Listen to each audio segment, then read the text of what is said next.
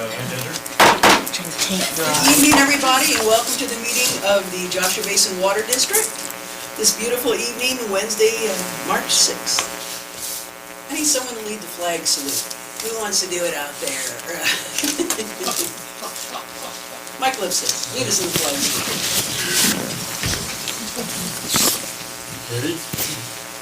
To the flag of the United States of America and to the republic for which it stands, one nation, under God, indivisible, with liberty and justice for all.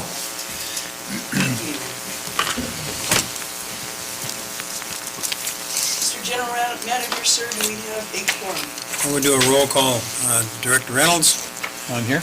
Director Luckman? Here. Vice President Unger? Here. Director Hund? Here. Madam President, you have a quorum of 4 and excused absence from Mr. Johnson. Microphone, second.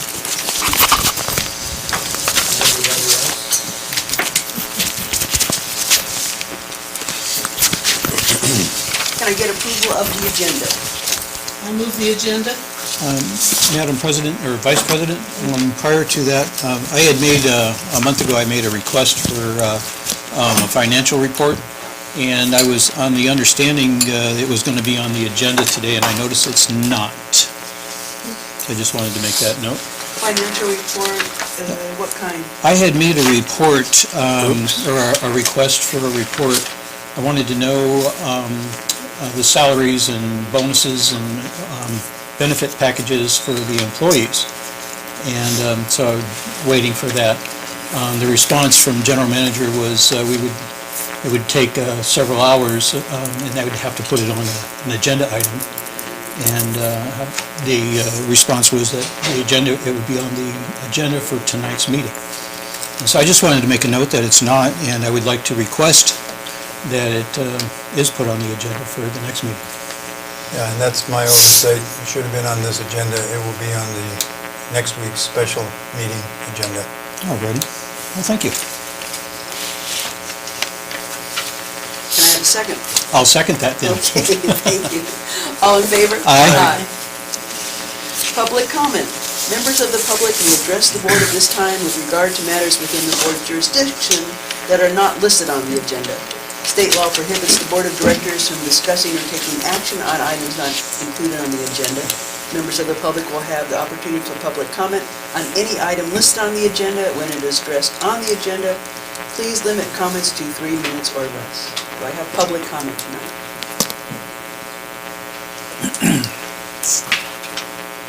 Name and... David Fick. Sorry. You're done. They know you, sorry. It was a good Okay. presentation. Okay, there we go. Okay. Sorry. I'm addressing the board because I don't know what the policy, I go to the top. Usually I go to the top when I have a problem.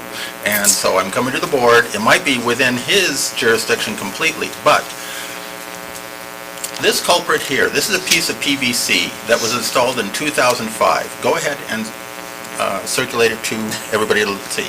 It was glued 2/3. The other third wasn't. It was a problem. And it was done in 2005. It was leaking slowly. Then it popped about 2.5 months ago. And what happened was I had a huge water bill, 3 events in a row, 3 water bills in a row. It was $200. Then it's now right now we owe $667. And I talked to a Peggy today, and she said, well, we have a payment plan, but it's only for the current bill, not the one beforehand. And then the one beforehand, that, so it's a total of 210 on 2, it's $877 worth of water, which, of course, most of it is top-tier rate, so you guys are really making it on that one. And actually, it all went right into your aquifer again, so you get it back in 20 years. But my request is, I would like to know if you can have payment plan for the huge bill for the event. In other words, not just the current bill, but the bill before that. Because right now, my due March 21st, which is my anniversary with my wife, but due March 21st is $370. If we don't pay that, we're cut off.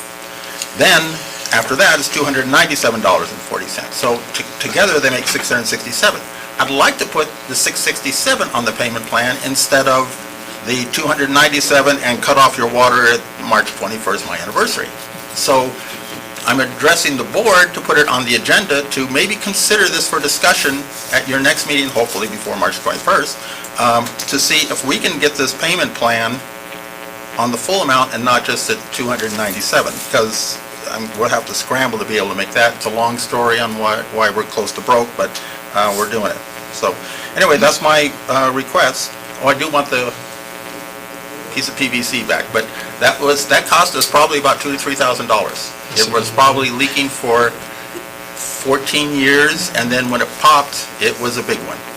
And it was I found it because it was the only connection I didn't glue. Of the 400 feet we had, and the 100 of PVC glue joints, that's the one I didn't do. It was done by a person who should have been known better in 2005, replacing a water regulator. Thank you. Thank you, Mr. Fick. So, Madam President, Well, I had a question for Mr. Fick. You had 3 water bills go by before you came into the district? No. Am I misunderstanding this? No, I had, well, there's other bills that I was having to deal with too, but yes, we didn't know where the leak was. If you have 4... I know, but you've known for 3 months it was a leak? Yeah. Well, we actually know not the first, the $200 water bill was the surprise, and then we tried to figure out, where is this going? Is it going to all the roses? Where, when you have 5 acres and 400 feet of PVC line and irrigation, you don't know where the leak is. I did a lucky guess. Thank you. Any other public comment? Madam Vice President, just to clarify, if David would like to come talk to me, I'm sure we can work something out. Or talk to me, because I have customer service now. Yeah, come see me. Good. Thank you, Mike. Oh, you gonna say something, Mike? No, I I'm said sorry, that's good to hear. Director Hines. Not that your water bill, but that general manager has to speak with you.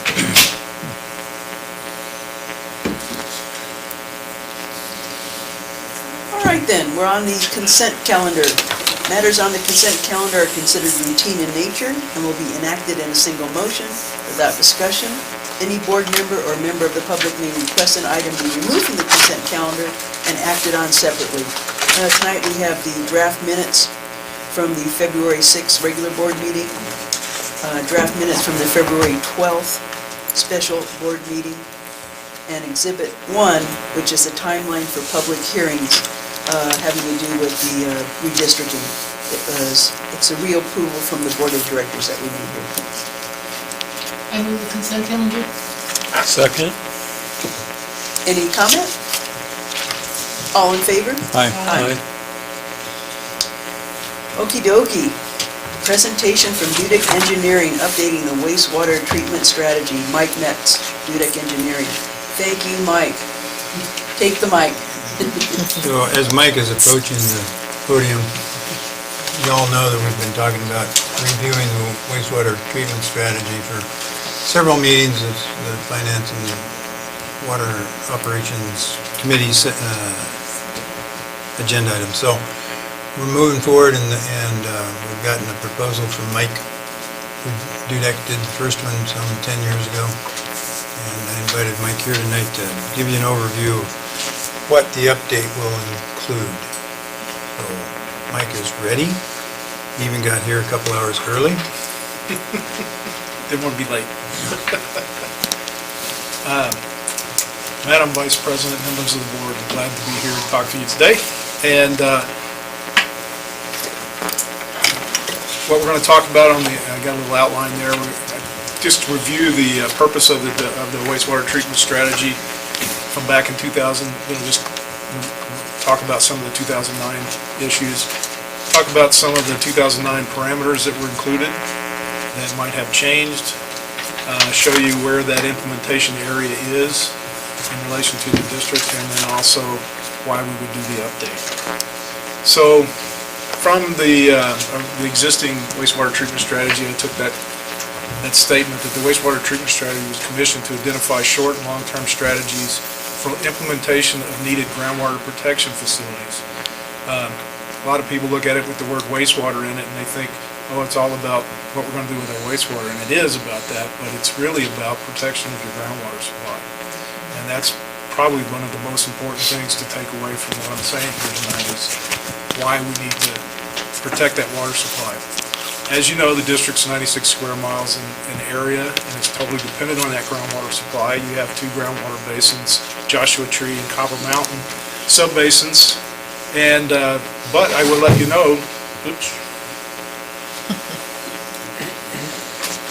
Lost it. Sorry about that. Put it right there. I'll let you know that the water system that distributes the water, all of the wells are in, well, not all the wells, but the water, most of the wells are in the Joshua Tree Basin. So even though you're not in that area, the water that you get comes from that area. And so that's why it was important to talk about the wastewater treatment strategy. Septic return flows back in 2009 accounted for 80% of the groundwater recharge that occurred. And since that time, we've implemented a recharge basin, so there's more water going in there, so it's probably not totally 80% right now, but it's still approaching that 80% amount of the water. The septic returns increase the groundwater nitrate and dissolved salts that are in there. The nitrates are really what we've, if you remember from the original discussions back when USGS was here, this is all 10 years ago, but it seems like yesterday. There was a lot of studies that were looking at those nitrates and how long they would take to get to the groundwater. The USGS predicted from their modeling that it would take 15 years for water that was at that time to reach and those nitrates to be impacting the groundwater basin.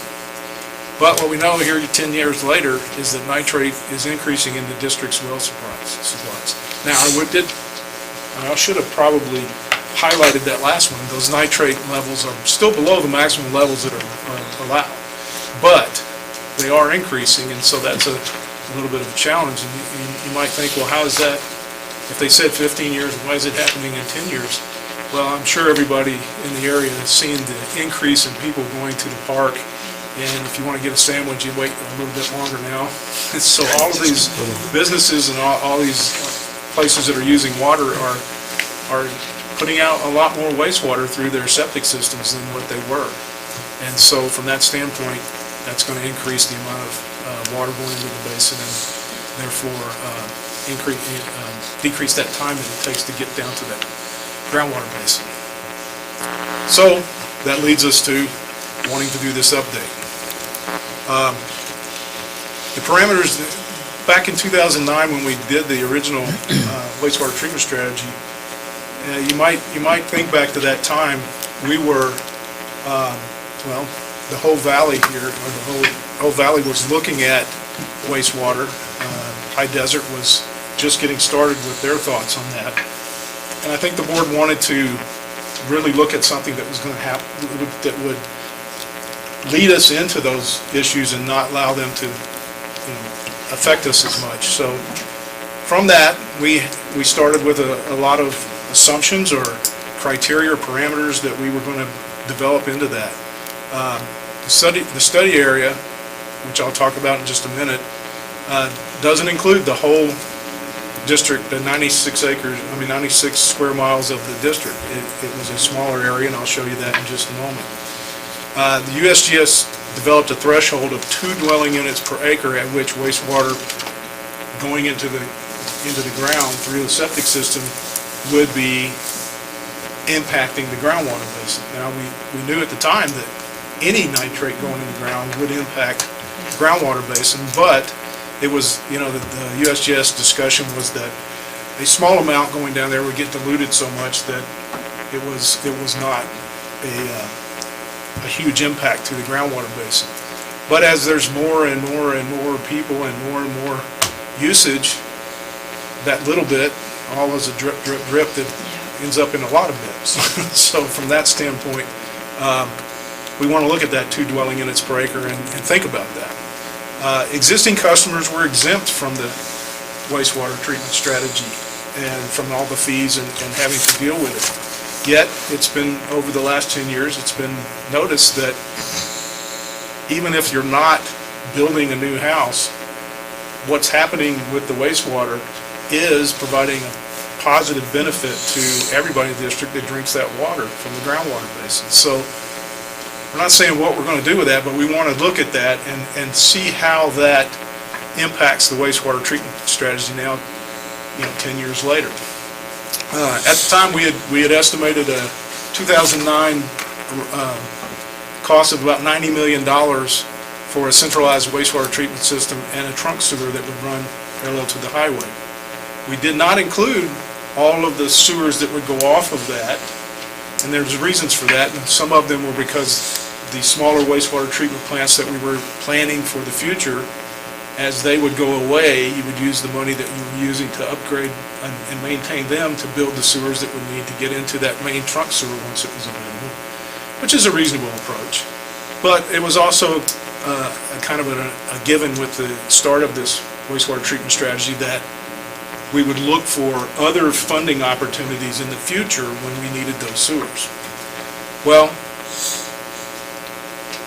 as we're going forward with this, those numbers are getting updated on an annual basis by what's called the Engineering News Record Construction Cost Index.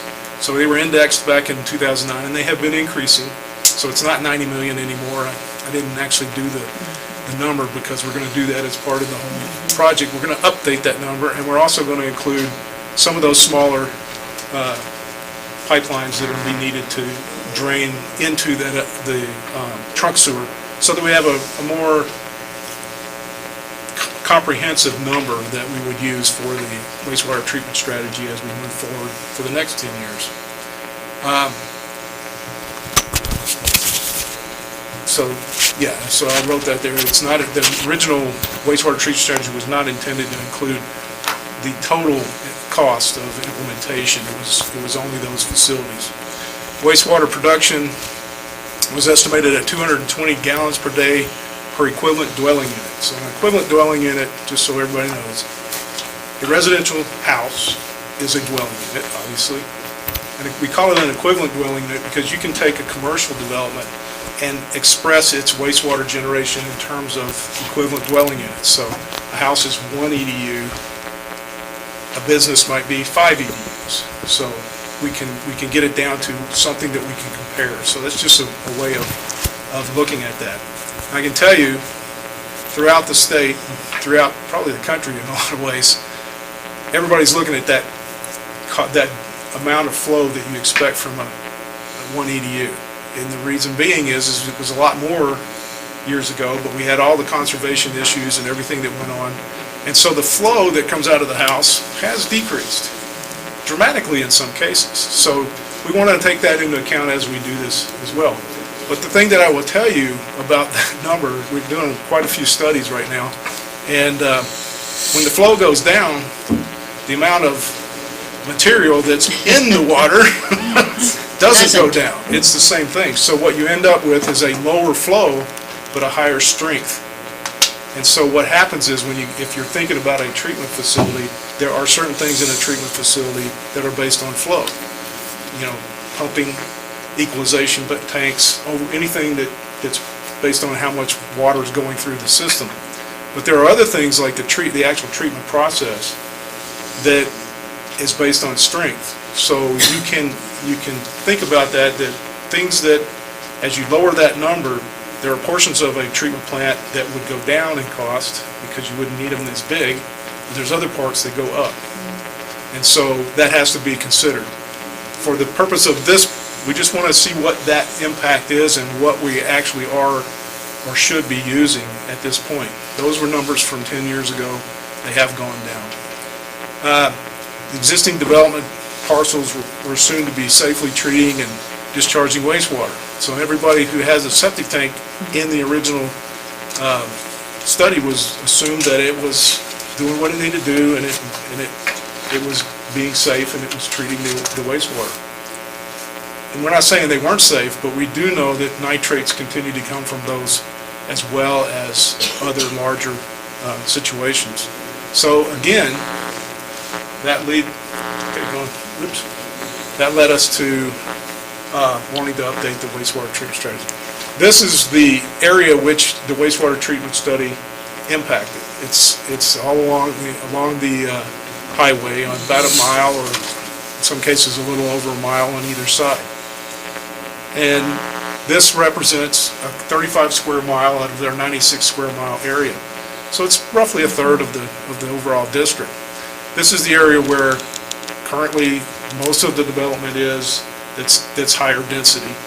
It's where also most of the, any new developments that are planned are kind of in this area as well.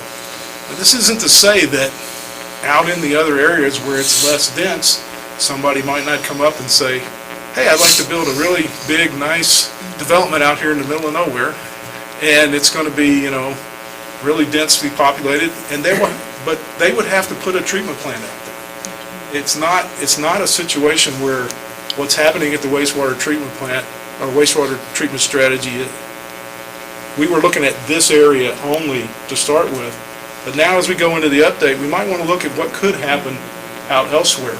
But it doesn't mean that you wouldn't have a treatment plant if you had a highly dense development. So from that, why would we update this? Again, the 2009 wastewater treatment strategy is intended to be periodically reviewed and updated anyway. So 10 years is a very good time frame to do that. Regulations and water usage changes with time. Mandatory conservation, all these things that we talked about, those changes affect how the wastewater treatment strategy is implemented. Existing customers are contributing to the groundwater degradation.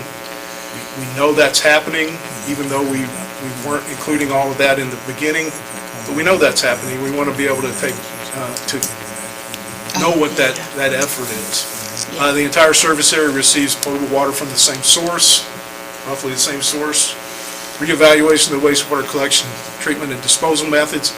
Again, in the wastewater treatment strategies, we actually laid out where the sewage would generally go, and we actually identified an area where a centralized treatment plant would possibly be in the future. We want to look at that a little more closely under this update, and maybe even get to the point of identifying where that might be. Reassignment and update of the financial parameters. Again, we've been updating all of the fees and everything that were associated with this based on the ENR construction cost index, but those indexes just increased by certain percentages. We want to look at that a little closer and make sure that those things are reasonable and understandable, and then we'll also look at who they apply to. Recalibrating needs assessment based on increased information. 10 years later, we know a lot more than we did 10 years ago. And so from that, we want to work that information into the wastewater treatment strategy so that going forward, it's the best document we can work with. And 10 years from now, they'll know 10 years more, and they'll do it again. Recalibrating needs assessment, increased information, taking advantage of new technologies and opportunities. 10 years ago, we didn't have all the things, ideas, and the new technologies that we have today, and 10 years from now, there'll be a different situation. So we want to update on a regular basis so that we can take advantage of those. Assure the district customers are participating in long-term groundwater. Again, everybody wasn't participating in this before. I'm not saying everybody will be in the future, but we want to look at that and make sure that whoever needs to be involved in this is contributing to the groundwater protection. And then, again, promote an orderly transition away from long-term septic tank use. The state has stated that they want to get away from septic tank use, and when a treatment facility is available, people won't be able to put in septic tanks in the future. So we know that septic tanks have put nitrates and PDS into the groundwater. The state has gone away from that. So we want to make sure that whatever we're doing with this wastewater treatment strategy moves forward in an orderly and reasonable transition so that everybody is aware of what's going on. With that, I will open up the discussion with the board, and I'd like to answer any questions that you might have. Thank you. Mark, do you think that we would be a good subject to do phases like High Desert has done? We would be, Yeah, I mean, it's certainly something to look at from, an affordability perspective and how the project gets sliced up, especially if the board determines that they want to increase that service area as well, any questions from the board? Mike? Director Reynolds? Well, not so much in the line of a question, just a comment. It has been 10 years. We're seeing the writing on the wall with the nitrates increasing in our groundwater. We need to stay in very close touch on how things are progressing. So I appreciate the input, and I'm looking forward to hopefully pushing this for an update. Director Luckman? 10 years ago, when you guys did this and we worked on it, High Desert had not started their project yet. At least they were far enough along that I was really aware of what was going on. I think we're a lot smarter now about what's required to put in this kind of a system. I know I was terribly naive 10 years ago, and I wouldn't have to pay a cent because I'm in the area that, that's ridiculous. And I think that everybody needs to understand that it's going to be very different than the old plan because times really have changed a lot. And we've learned a lot from High Desert too. At least I have. Yes. Thank you. Director Hunt?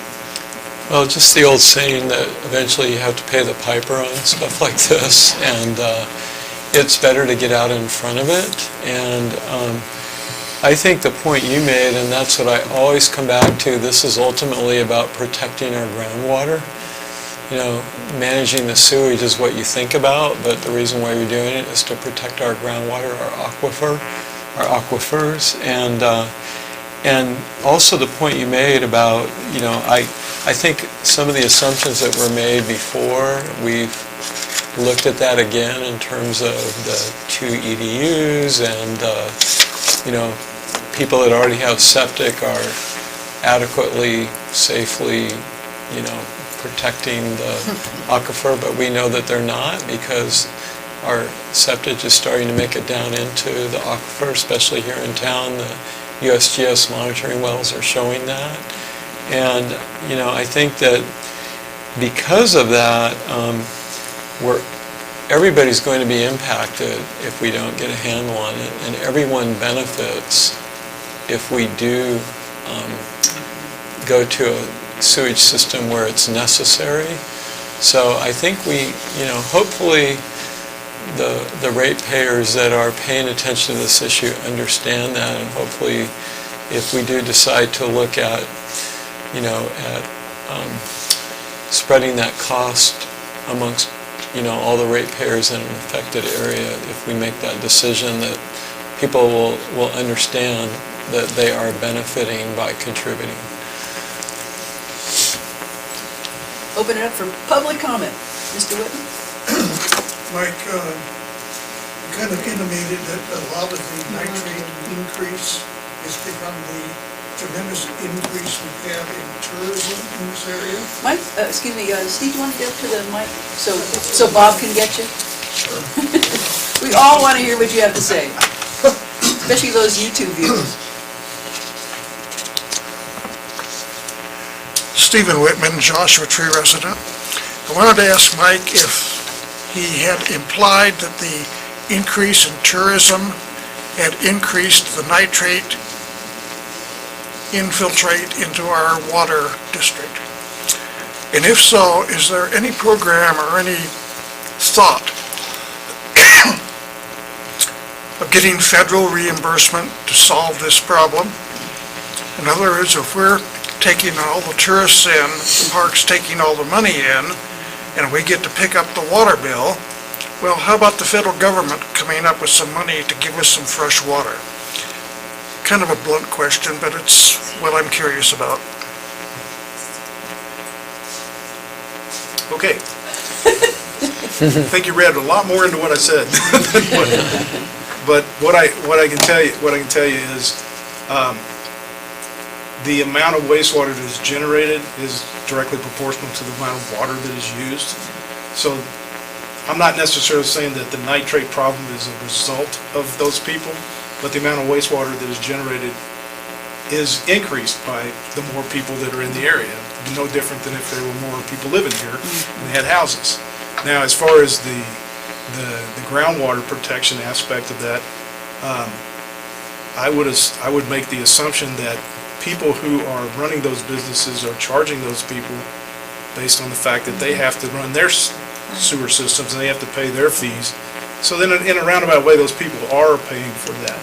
Now, as far as federal funding for these type of programs, from time to time, there are federal funds and grants that are available for these type of programs, and certainly as we do this, we'd be looking for those that may exist so that we can add that to this community and cut down on the amount that it causes, charges to each individual ratepayer. Can't guarantee those would be around, but they are around from time to time, and we would definitely take advantage of those as we move forward.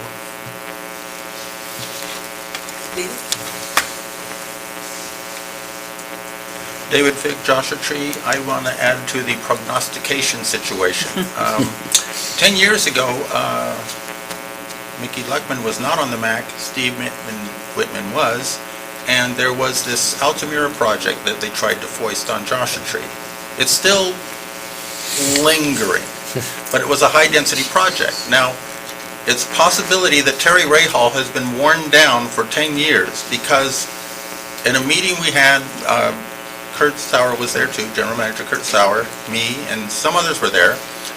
Terry Rahal had a special meeting with us, a core group that was rather knowledgeable with the county, and she showed us where she was going to be downzoning 3.5, possibly a little more, square miles of Joshua Tree high-density housing, which is in the new general plan update, which is, it was supposed to be out last October or something like that, but it's still up there.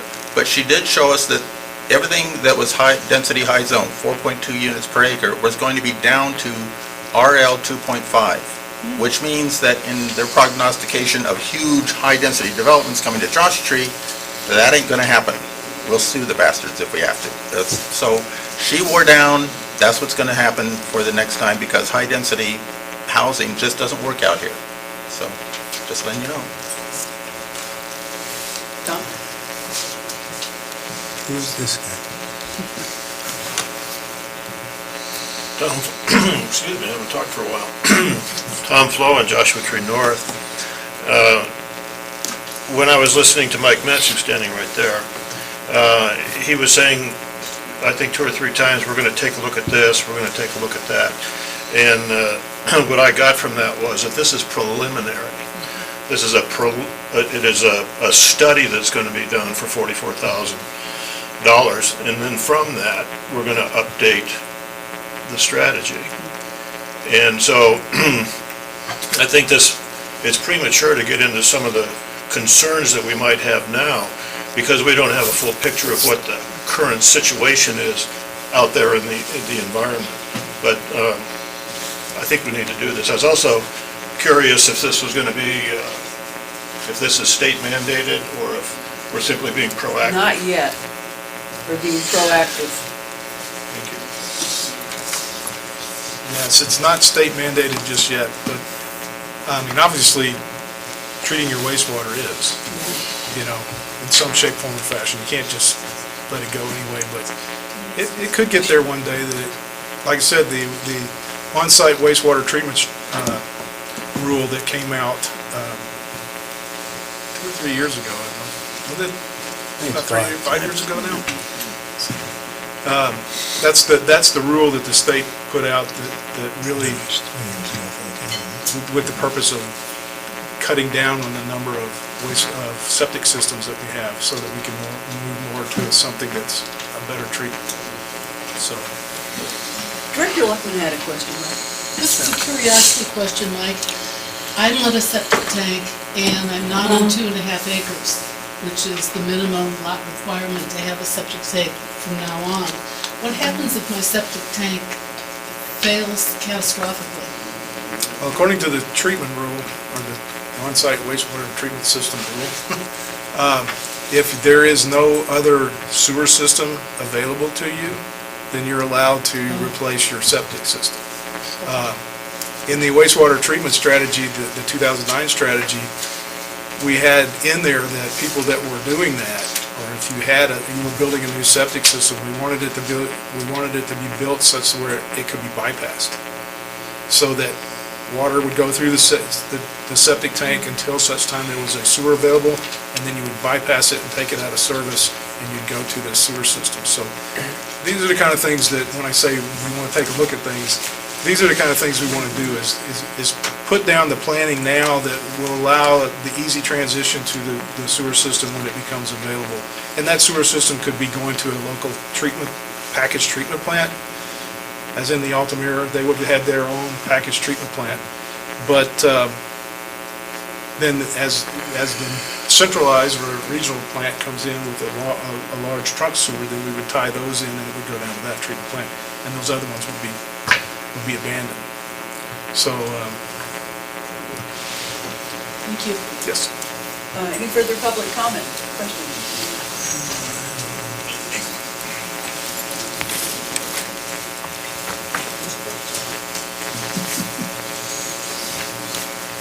Al Marquez, Joshua Tree resident and ratepayer. I don't mean to be disgruntled or angered or not in line with Dudek Engineering, but I remember that back in the early 2000s, we had our own in-house engineer. And the cost of engineering through contracting with Dudek or any other engineering is almost 3 times as much as we would have had our own engineer, like we had in the past. I know Dudek Engineering has done well for the water district, but all these expenses that Dudek has been charging the water district is not very physically conservative. As far as this updating the wastewater treatment strategy, I thought Dudek Engineering was engineering, not environmental aspects of the community and the water district itself.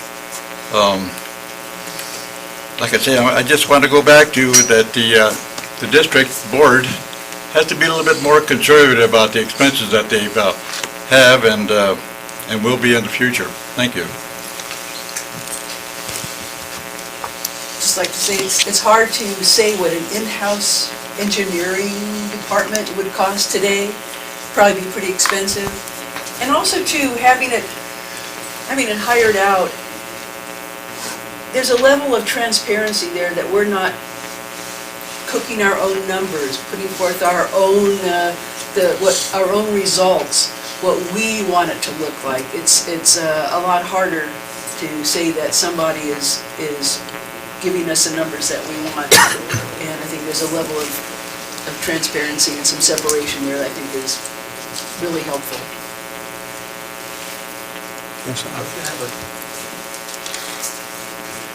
David Fick, JT. It's a kind of a dumb question, but I'm just curious as to what liabilities are there when you have a septic tank and you're I'm thinking about what's going on with High Desert. When you have a septic tank and you're supposed to hook up the sewer, why can't you hook up the output of the septic tank to the sewer? Now, he probably has the answer, maybe, but Yucca Valley is going to be yanking how many thousands of septic tanks up? When comes the question, do they have to do that? Because it's just sort of like a holding cell on the goes, but you can probably answer what the liabilities are. Or Mark.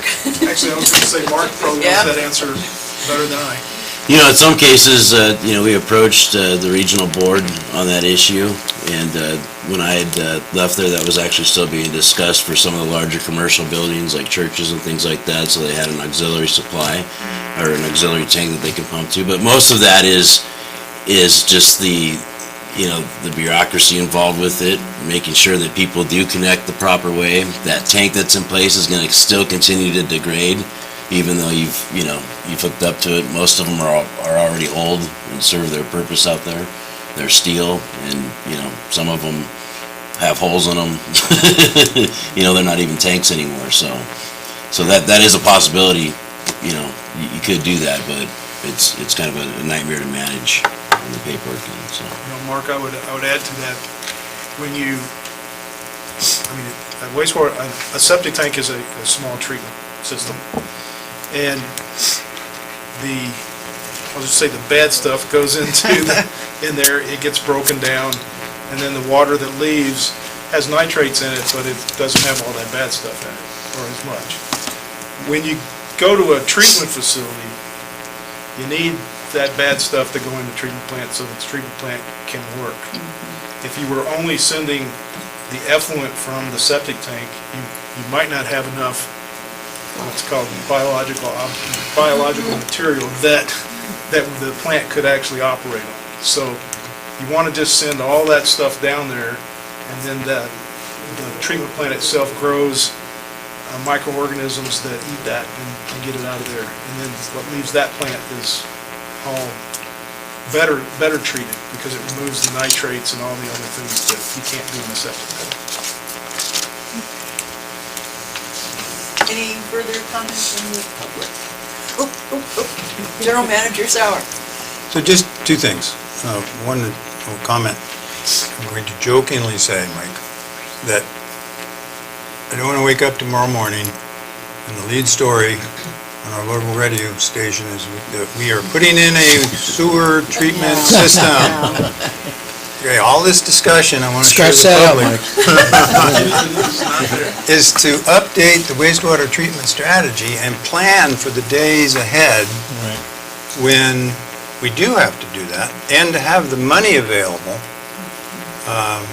either with local customers helping or new customers coming in paying a sewer capacity fee, to help offset some of the costs, certainly not all of the costs, and to just update our strategy. We are not putting in a sewer treatment facility. We're not running pipelines. The Colorado Regional Water Quality Control Board has a great relationship with High Desert. They're working with 29 Palms and the Marine Corps on a sewage treatment facility out there. They've actually told us we're doing a good job, keep it up, and they won't come visit us. So this is an attempt to keep it up so that they do not come visit us. So I just wanted to say that, and I wanted to ask Susan to comment on this bid of $44,000 from Dudek, because as she does with many things, she did a little analysis on this bid. And, somebody might ask, well, why don't we go out to some other engineering firms and give them the opportunity? And so, Susan, if you would mind speaking into the microphone so that Bob doesn't yell at you. I'm sorry I don't have the numbers in front of me because you didn't ask me ahead of time to present this, but I heard at one of our committee meetings when we discussed this previously that felt like it was a big number, and why don't we go out to bid, et cetera. Well, there is obviously cost efficiency in the same company that did the work originally revisiting that work. And I simply took the number that we paid to Dudek back when we did the original project in 2009, and then escalated that in accordance with the Consumer Price Index. And the proposal that we have today is less than 50% of what that escalated number would be in today's dollars, and presuming that that is the cost that a company looking at all of this information for the first time would charge us to do it. So it felt in my mind that this was a fair price, less than 50% of what that cost would be in today's dollars. So. Thank you. That's good. And that's all I have to add to this particular topic. Any other comments from the board? Questions, comments? This is good because a lot of us were there when Yucca Valley went through this, and it was harrowing to the people of Yucca Valley and to the High Desert Water District. And thank you, Mike, very much. Very good. We have a motion here. Okay. Aren't we Yes. It's a presentation. Page 8 of 23 is where the recommendation is to approve. Yeah, it wasn't written like that on the agenda. No, here's the recommendation right here on page 8, Oh, yeah, that's a presentation. and I could go ahead and make that doesn't recommendation give if action. you'd like. Yeah, I've seen it here. It's on Yeah, page yeah, 8. page 8, page 9. Okay, let's, go ahead. The recommendation. Okay, so, yeah, I recommend that we approve an update of the 2009 wastewater treatment strategy by the original author of the document, Dudek Engineering, at a cost not to exceed $44,000 with a 10% contingency. I'm concerned that it's not on the agenda correctly. I think we should amend the agenda before we do this. Okay, then We can't do that tonight. Yeah. This is not. What we can do Yeah. is y'all can tell us to bring it back with an action item on the agenda, and, next week. And y'all can do your motions in seconds, because I think you're going to approve it, but it wasn't properly noticed. good point, and that sounds like a good solution to me. So if we just give it that direction then? Sure. That the Yeah. staff bring back for a meeting next week? Approval for this. Yeah, bring it back for consideration of approval. Great. Thank you, Mike. And you can feel free to leave. Long ride home. Thank you, Mike and Mike. Yeah. The wind is kind of scary sounding. Yeah, travel safe. Thank you very Thanks, much. Mike. Nice seeing you. Yeah, Thank you. thanks. Yeah, it's really blowing out there. Okay, item 8, accept Census/Aquametric proposal for water meter replacement. I bet that's Susan. It is Susan. I'm back again. And it's really nice, we were able to go over this in the finance Yes, committee. yes. And vet this, very fully, like Bob always says, those meetings are riveting. And also the Water Resources and Water- Operations Absolutely. Committee. Yes, Got it right after yes. that, so that was good. Just want to point that out. We've been through this fairly well, but other people in the audience have not, Yeah. so. So this is tonight, just a presentation. while both committees, and I think even all board members were at those committees, although only 4 of you were, committee members, I believe all of you heard this presentation earlier. The recommendation tonight is to accept the proposal from Census for multi-year AMR meter replacement project. The bid is $1.343 million, plus our standard 10% contingency would make the total project $1.478 million. So, as you know, the majority of the water meters in the water district were installed in the year 2000. That was our last meter replacement project. More than 75% of the meters that have been tested are failing. They're all under-reporting. A majority at around 2%, but as much as 15% under-reporting. So under-reporting meters mean under-billed revenues, okay? The rate study includes $2.5 million of $500,000 per year over the next 5 years to implement this over multiple years. The current budget has half of that in it for the first year, assuming a phase-in of year 1, and here we're already in March, and so we're not likely to get a full year of replacement in the current year. Requests for proposals were sent to 4 different meter replacement vendors. All of them have some kind of funny slash name, so they're multiple, companies: National Meter /Badger, Core and Main /Master Meter, Inland Water /Itron /Zener, and Aquametric /Census, which is our current meter supplier. We solicited bids for both the AMR, which is automatic meter reading, and AMI, Advanced Metering Infrastructure Technologies. AMR is the current meter reading technology that we use, which is the drive-by radio reads. AMI is more sophisticated. It includes the ability to send alerts out to customers via a customer portal, and so because of that, it is a higher cost, and it's not only a higher cost on the front end, it's a higher cost throughout its time frame because of this customer portal and all the storage of that data that is required, on a long-term basis. Some of the reported advantages of the AMI over AMR are that it reduces meter reading, labor, and vehicle costs. Obviously, we're not having to drive around and do that. And as a result of that, it improves employee safety. They're not out in the field and having to visit, as many locations. It allows for remote verification of meter reads and rereads, and also answering some other customer service questions. Is their water still flowing? I just got my bill, it's a large read, is that still occurring? And because it dumps this data multiple times a day, we would know within 4 hours whether water use was still occurring. So that has value, obviously. Faster identification of dead meters, that reduces lost revenue on our side. Over time, there's an expectation that customers will do more self-service. So because this information will come to them, and if they set it up on their smartphone, they could get alerts. There's this expectation that they actually will, have to involve the district less. That will result in fewer, rollouts, reasons to have to go out into the field and fewer phone calls.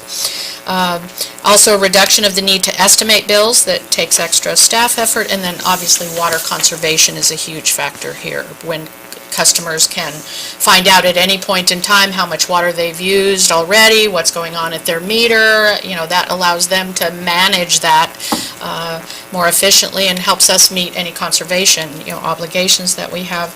It also, AMI has the potential to reduce customer water bills, which, unfortunately, the contra to that is that it reduces revenue because they can, they'll get this information if they want to, intermittently through the month, and then be able to manage, as they get that sort of information.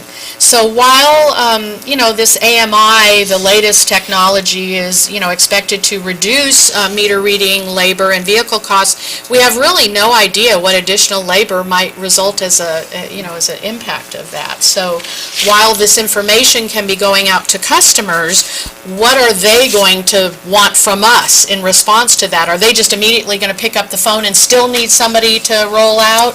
Could there potentially be even more, customer service requirements as a result of all this additional, data overload, from our customers? Meter reading typically takes about a week, a month, so that would be the offset.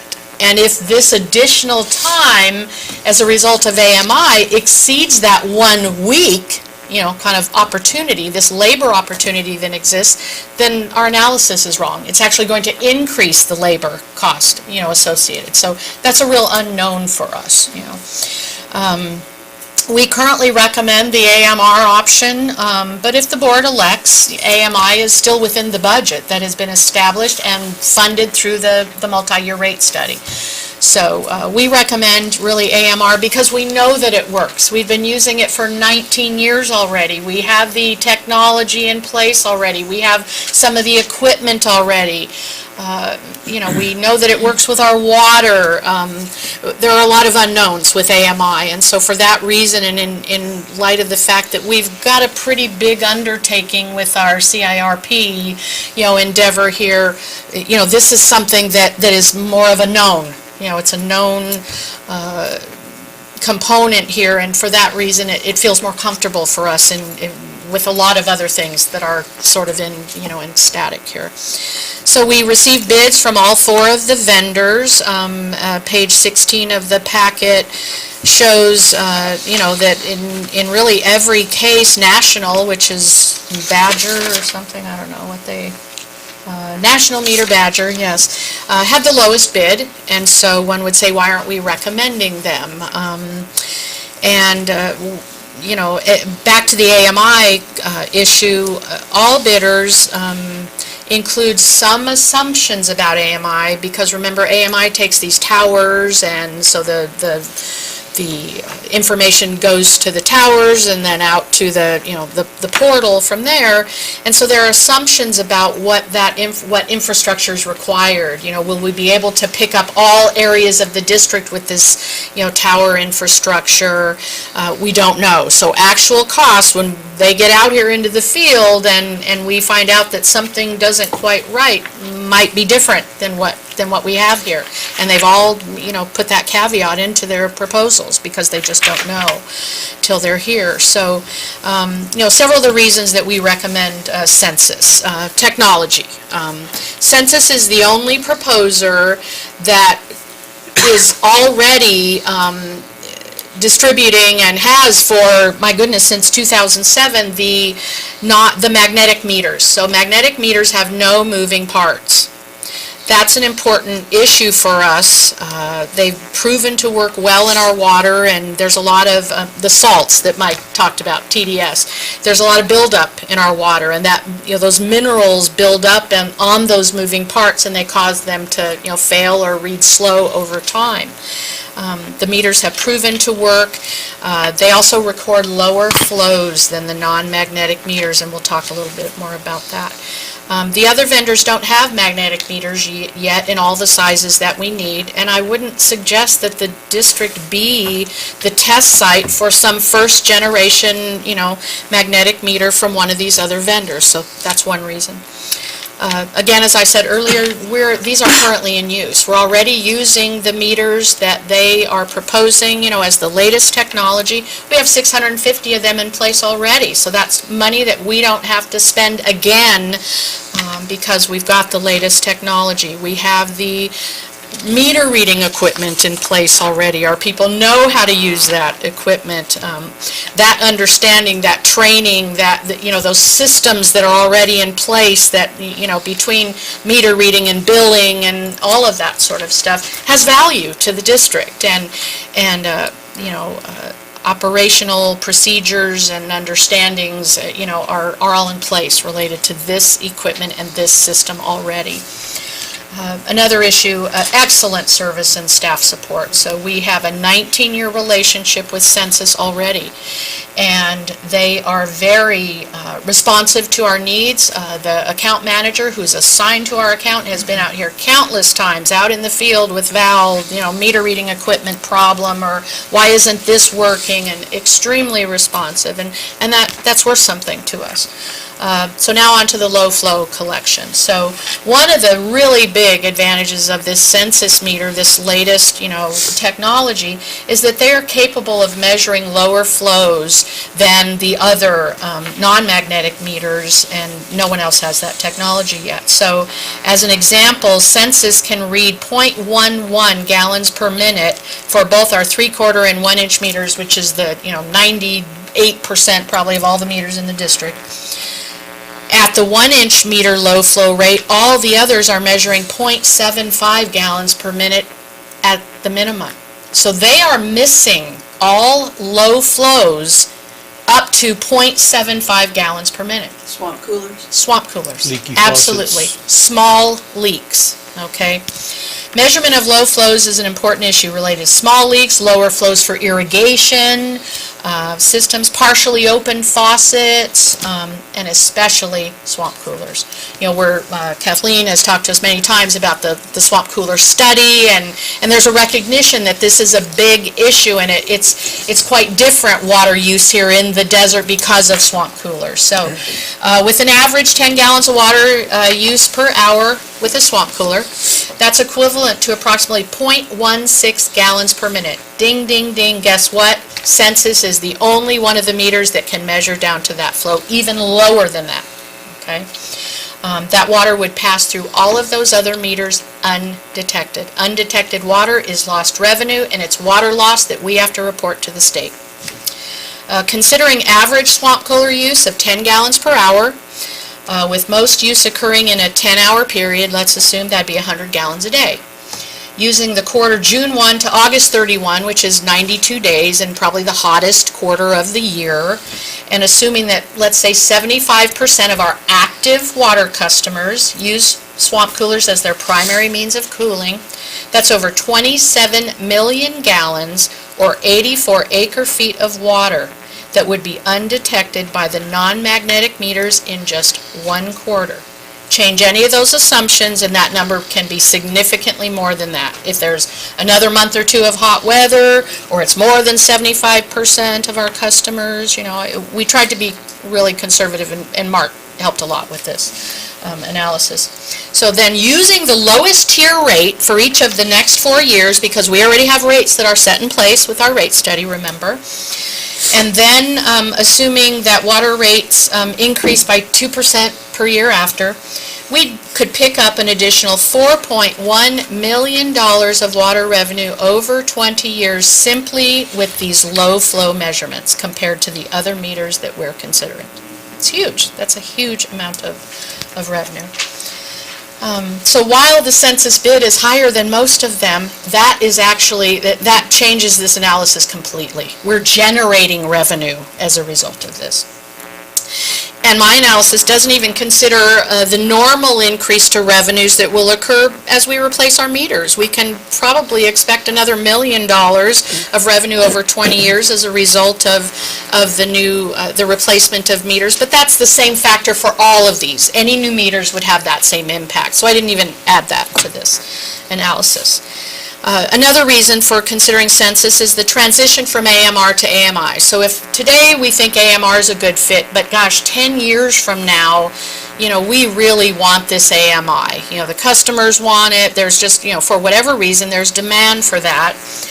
Then it's a simple process to transition from AMR to AMI. We'd have to install the towers, we'd have to do some upgrades to software, and then we need to connect to the billing information to that customer portal, okay? Some of the other vendors require that we purchase new metering infrastructure, so new meter something or others, as a result of that. So we would, there's no loss here. You could transition to that if that need arose or we felt the need for that. So return on investment here is big. Return on investment for AMR, over 15% per year. AMI is 10% per year. And break even is, within 10 years or so. So meaning that our break even point is well before the warranty expires on the meters. FYI, meters have a 20-year warranty. The first 10 years is full replacement. The next 10 years is a prorated replacement based on the length. So again, the report was presented to both committees. They both recommended that we bring it forth to the board. And then, our fiscal impact, assuming that we would install the meters with our CIRP crew, which is the plan, cost for census meters, are indicated in the table there, $1.34 million for AMR, $1.868 for AMI. But then we're going to gain this $4.13 million in revenue, meaning that, we actually make money on this deal. It's going to net us, $2.7 million with the AMR work. So rates are currently in place to fund the $500,000 replacement cost, and it'll be even less than that. We can either drag it out over 5 years, or we could potentially get it done in 4 years because the cost is that much less. Allowing for the 10% contingency, it's $1.478 million, and that's over $1 million less than the budget that's been established for it and what is funded via the rate study. So happy to answer any questions.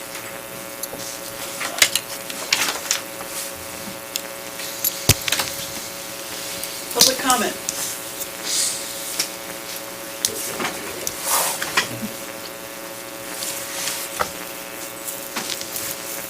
Gail Austin, resident of Joshua Tree, and I just want to say that the census company, I think, is excellent for all the reasons that you gave and more so.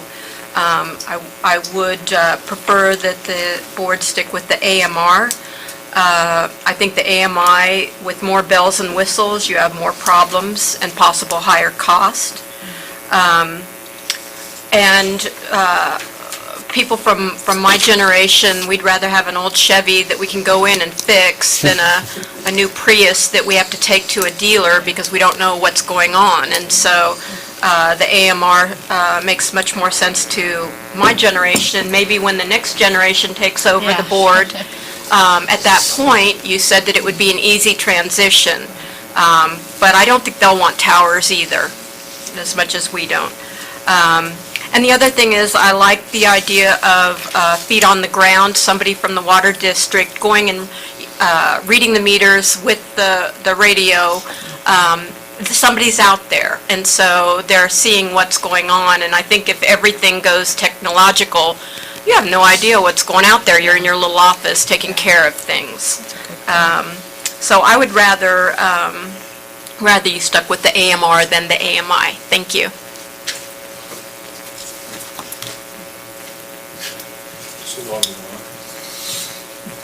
Gives me a chance to be nervous along the way. Yeah, one of the things, I think it was at Finance, we talked about this stuff. It went back and forth. And we kind of decided, Tom Flo and Joshua Tree North, we kind of thought that we're changing horses in midstream. The current system that we have, the replacements that we've been making all along here, the number's up to 650 of these meters that we already have from the AMR, Census, all that. And so to switch to something else, to a different person, we've already been dealing with this outfit for 19 years or so, did I hear? It's in the paperwork here. It doesn't seem like a practical thing to do. From what I hear, being in Susan's booth at the farmer's market, I mean, this last, what did I say, Susan? Yes. I did this the other day too, sorry, remember? Yes. But when I'm in the booth over there, mostly, and she had, Kathleen had a meter there, and we're showing people that you can look at the little triangle and see, they don't even know that this triangle turns around on their meter, and these are the people that were there. And the ones that we talked to, this isn't necessarily representative of the 5,000 plus ratepayers. But that's a revelation and to them. And I've also heard people say to me, I just pay the bill. And so there's a question that, with the expense of all of this technology that we're talking about adding on, I have not personally seen, in being at the market for 3 years or something now, that there's a great desire to have some kind of wazoo technical kind of fancy stuff that goes on here. I agree with Gail that I like having boots on the ground out there. There is some risk with having an employee, possibly Valerie, a female, wandering around out there in the desert, but I think it's important to have people out there physically looking at the ground, driving around in that dirt and seeing what's going on. I know the technology would be something that could replace that, but I like having a human out there personally. And even though there's money in the budget for any of this, it's better to spend less. Of course. My fellow directors, Director Hunt? Sure. Got one more. Oh, sorry. El Marquez, Joshua Tree. I also am in support of using the meters made on the AMR. They've proven to be good meters, even though what's the difference between the magnetic? Which one is magnetic, the AMR or the AMI? Both. Both of them are Yes, magnetic? yes. Okay, so there's no difference there. No.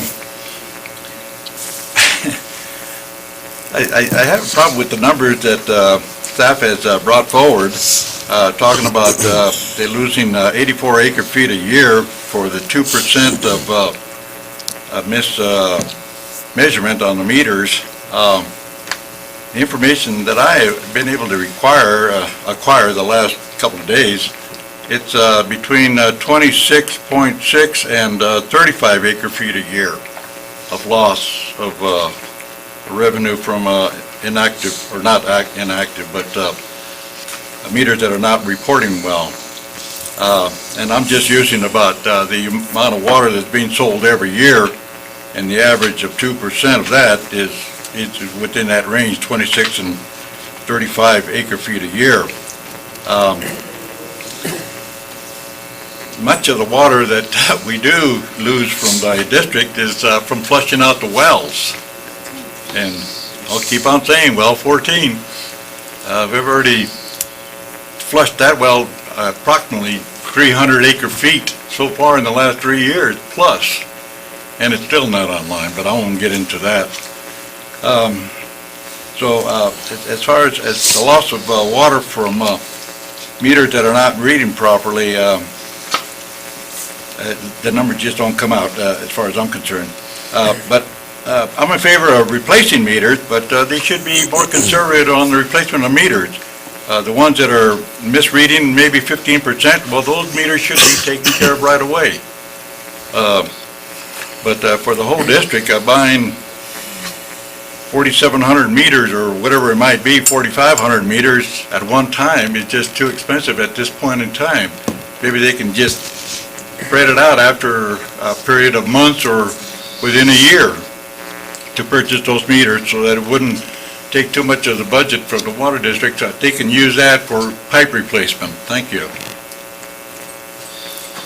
Susan, did you want to have anything to add?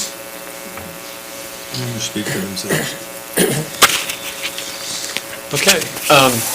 Well, first I want to comment on Ms. Austin's comment. I own a Prius.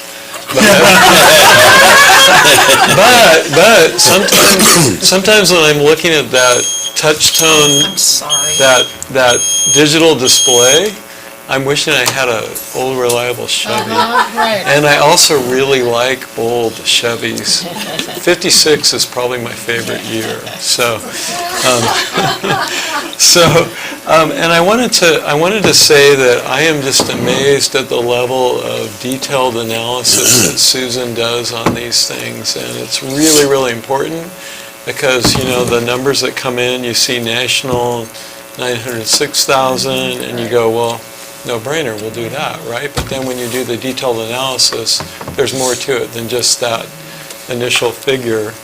And I just kind of played with the numbers a little bit, and it's like we spend $400,000 more to save $200,000 a year, which adds up to $4 million over 20 years. So that's seems pretty clear to me. And it's amazing to me that the census can detect, 0.11 gallons per minute of flow, that low flow. And we know a lot of times these leaks are very small leaks that could otherwise go undetected. Right. If you would just leave the old meter on my my house, because I have an old supply pipe that I got to replace.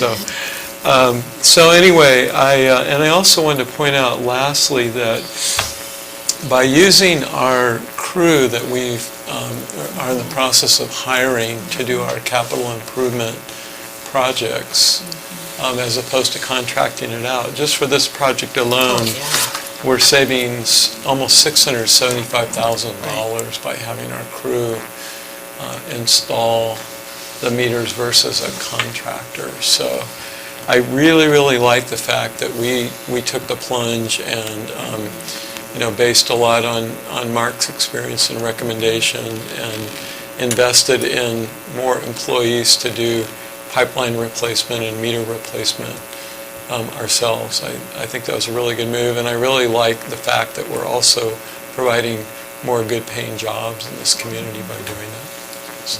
Here, here. Director Luckman. Nothing, thank you. Director Reynolds. Thank you. For starters, the magic question is AMR versus AMI. AMR is a proven technology that works. We know it works. I have a 56 Chevy. My work truck's a 56 Ford. Yeah, I could work on it, and I do, and I appreciate that. But technology, sometimes, and I'm still not 100% sure on how I feel yet, but weighing it out, for instance, when David Fick was here, if we had the AMI technology, 3 months of water problems, he could have got a call in that first several days with the AMI technology. And that is a technology that is there for the ratepayer. That's who we work for. I really like that idea. It's unproven technology that I don't like. And Mark, I think you were talking about there was a water district that's going to be doing a research project. Yeah, Coachella Valley. Coachella Valley, that's right. And so I was anxious to hear how that came out. Obviously, I wouldn't imagine that's done in just the last few weeks. But I sure would like to, for you to stay on top of that and let us know how that research comes. The thought of AMI I really like. I just really like it. And I like old cars. Today, because it's unproven, and we're a little water district, I just don't see it yet. But being able to make that transition, it's a big win. Census, it's a proven company. Our water meters are nearing 20 years old. They've proven themselves, and that's, like you said, Susan, and I agree, it's worth money. It's worth paying a little extra, knowing that you're getting the service from a company you're used to working with and getting great service from. The amount of water that the meters are detecting right now, for instance, it's about a half a gallon right here that's 3/4 full. Double that is 7/10 of a gallon per minute. Imagine 7/10 of a gallon. 2 of these per minute is what would not be detected with the other brand. At 1/10 per minute would be about that visual much. aids. Now that, just in plain English, I would rather, as the business of the water district, be able to detect that. A leaking faucet, drip, drip, drip all night long would go undetected. I'm a plumber. Oh, there's a lot of leaky faucets out there that they're getting free water basically because it's undetected. So it's time to go with that newer technology. It's time to upgrade the meters. They're old. They're falling apart. So long-winded comment, and this is an expensive proposition, and so we have to really look at this careful. So currently where I'm at, I'm leaning toward the AMR. I am all about Census, and that concludes my thoughts. Well, I think you don't know a water meter is underreporting until you replace it, Yes, and then you start getting the new reads. the real bill. Nobody knows that they have an underreporting meter, and if they know it, they ain't telling. Right. So, Right. and yeah, the technology which is coming is great, and there are a lot of people that would want to micromanage that, especially people who have property here and they don't live Yes. here. Yeah. That would be important. It would be Yes. helpful to us as well if a leak is happening, or water theft, something. But boy, those 30-foot towers, those are kind of a deal breaker. I can't see selling them to any of my constituents. So, So could I, yeah, go ahead. I just wanted to add to what Mike said, and I intended to comment on that. I really agree in terms of customer benefit, especially like the leak story that we heard tonight, that, someday I would like to see us go to AMI if we can as well. What I really like about the Census proposal is the ability to upgrade to AMI relatively easily, like if they do a pilot study like in the Coachella Valley and they determine that it really works, and we can revisit this and upgrade without completely starting over again. So I think it's the best of both worlds in that sense. I don't think we're ready yet, but maybe at some point we will be. I'm convinced that if not before, then when we replace these meters 20 years hence, that we will, be going to AMI, I have no doubt. Or some other, newer technology that's, Progress happens. even better than AMI, yeah. Do I have a motion? I would like to make that motion. Director Reynolds, you may do that. Okay, and I just did. Can I read this? You move that the Board of Directors accept a proposal from Census Aquametric for multi-year AMR meter replacement project, bid of $1,342,719 plus a 10% contingency for a total of $1,478,091. This has been reviewed by the Finance Committee and the Water Resources and Operations Committee and referred to the board for approval. Can I hear some ayes? Is this a roll call vote? Sure. Aye. Aye. Aye. Ayes have it. That's a hard number to even say out loud. It's a big number, Item 9, Employee Recognition and Awards Program. General Manager Sally. Thank you. Just to go back to the previous statement, that is a large number. It's about 800,000 less than what we thought we were going to have to pay. And also, another large number is an additional $2.5 million in revenues that, over and above, pay for the project. Cost, right. And last comment, I also want to compliment Susan on the analysis. It was, That was very good, thank Oh, you. thank you.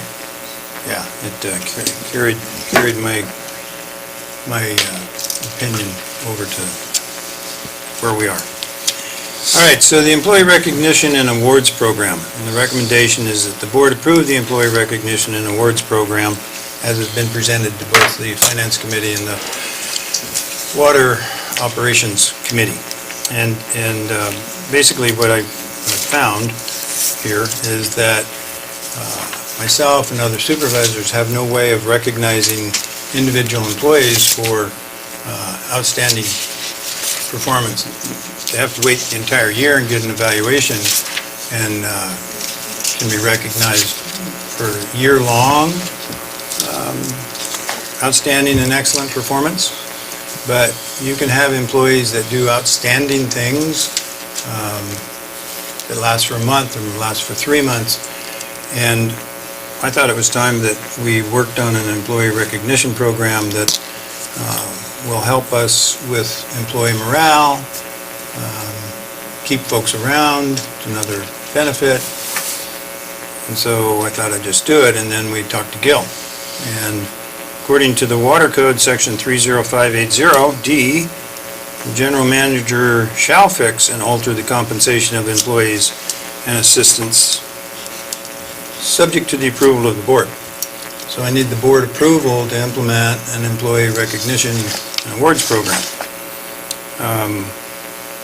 So, as I mentioned, there's benefits to both the district and to the employees in having such a program. This program that we're proposing would have performance award categories that could be monetary or could be vacation pay, which wouldn't cost the district any more, or it could be special achievement awards, which would be non-monetary, but recognition awards for professional goal attainment awards or milestone anniversary award or things like that. So I just think, and my management team supports implementing a employee performance and award recognition program, or whatever we call it, employee recognition and awards program. And one of the items that was requested at the Finance Committee was that a line item in each year's budget be established with an annual maximum expenditure as approved by the board. And that has been added to the policy section on the last sentence. Ooh, where? I didn't see that. Well, it's on page 20 of 23, under policy.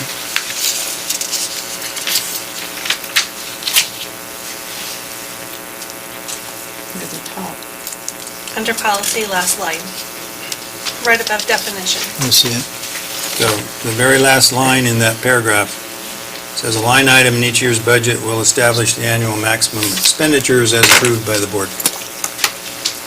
That changed my whole comment. Well, at least I got Thank this you, one I'm right. very glad to see that. That changed everything. Well, on that high note, that's the end of my report.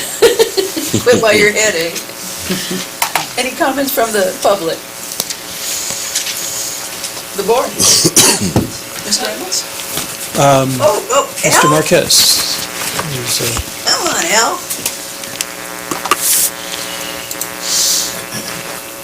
I was hoping that you'd wait for public comment after you discuss it, but that's here nor there. Al Marquez, Joshua Basin ratepayer. I agree with everything that's in the report here except the procedures. On item 2, the award types may be non-monetary recognition. For instance, certificate, trophy, paid time off, which I don't agree with, etc., or monetary recognition, which I don't accept, or cash award or a step increase. I think that is, it's just going over and above the recognition of an employee doing well with the district. But everything else I agree with. I've never seen any company, either private or public, give monetary rewards or time off with pay for a award such as this. So even myself, when I was working for the communications company, we received awards every 10, 15, 20, 25, 30 years, but we never received any time off with pay. So with that, other items on this I agree with, but other than financial benefit, I don't agree with. Thank you. Gail?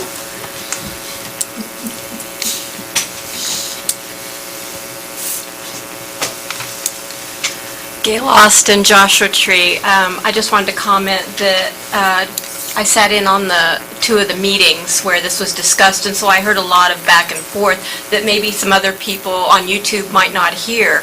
But basically, if an award is given as a step up when they get a pay raise, then that's for the rest of their career. They're getting that extra money over and over and over. And so what if they don't do a great job then the next year? Or like someone that does something outstanding, thinks of some great thing that helps the district. You don't want, you want to be able to reward them on the spot.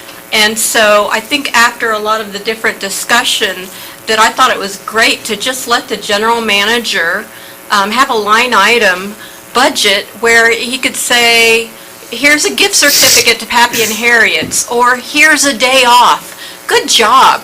And just because other people have never done it, so what? Let's do it and make it something that makes this district different and makes the employees happy and makes it a better place to work.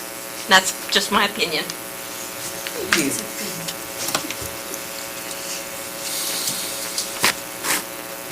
Director Reynolds. Thank you.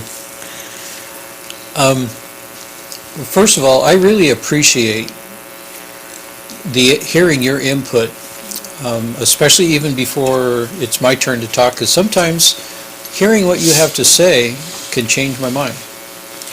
And that affects how a decision is made, so thank you.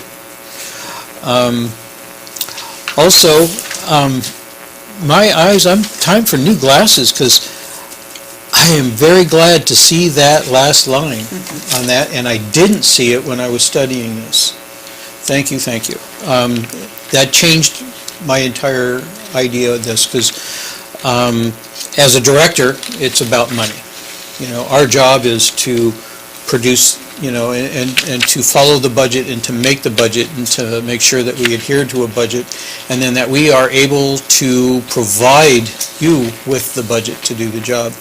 And so by putting that in a budget, and we have money that we make available to you for this, brings it full circle.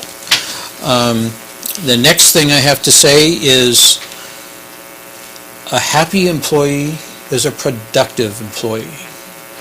And when you recognize an employee, and even if it's just standing up to greet him at the door when he walks in and say, boy, you know, I noticed what you did yesterday about XXX, that starts their day. Just as simple words starts their day, and that encourages them to go out and do a fine job the day ahead of them. When somebody does something very special, above and beyond the call of duty, an outstanding service award, sometimes that's worth getting a day off with pay, an extra vacation, or some sort of monetary value. I believe in this strongly. Make your employees want to do that extra, and recognize them for doing that extra just is beyond value. It pays for itself. These professional goal achievement, or professional goal attainment award, milestone, anniversary award, retirement awards. Golly, you know, I'm heading toward retirement. I would just love to get a gold watch from, you know, my company, and but I got to buy it if it's going to be. But I have employees that have been with me for a long time, and if they retire, I want to do something very special on that. On and on and on and on. So I'm very glad. I'm excited about this, and especially that we can put it on a budget and give you money to do it. I'm all for it. All in. Director Luckman. I think it's a great idea. Thank you. Director Hunt. Well, first I want to say that there's at least one place where they do this, and that's the federal government, and they're called Star Awards, and I believe there are some other companies that do it as well. And I've seen this in action, and it really, really works. It isn't overused, but it is used from time to time to recognize employees that have just done exceptional things that really stand out in the course of a year, you know, either through innovation, through hard work, or a combination thereof, or creativity. And oftentimes these kinds of things can save the company money too. And we have the great example of the skimmer that was developed for the top of the tanks that, you know, has been utilized elsewhere. That was an invention that came from, was it Randy then? Steve Corbin. Steve Corbin, thank you. I wanted to give credit where credit is due, and I think that, you know, Steve's invention, his creativity, saved this district and other districts by extension a lot of money and helped keep our water clean. So I very much support the idea, and I think that it was a great idea to have it as a line item in terms of our fiduciary responsibility, to have it as a line item in the budget every year to be approved. And so I fully support the concept. Yeah, thank you for thinking of it and bringing it to us. I think it is good. People, happy employees, you're right, Mike, they work better. They're better employees. And so we will see this in a line item on the budget coming up, April, May? Months. Something like Yep, that. month or two. You don't have an amount right now that you want to? Well, I have an amount, but I want to talk to my management team Okay. before, and it's not going to be very much. And I also would tell the board that I have some employees during this current fiscal year that need some recognition for outstanding work. Can that be handled through this? And We'll you're going handle to it, implement this, you're going to implement the program now, or it won't actually be fully implemented until there's a line item? No, I'm going to implement the program now unless the board tells me not to. So we will take some money from the existing budget and create a line item.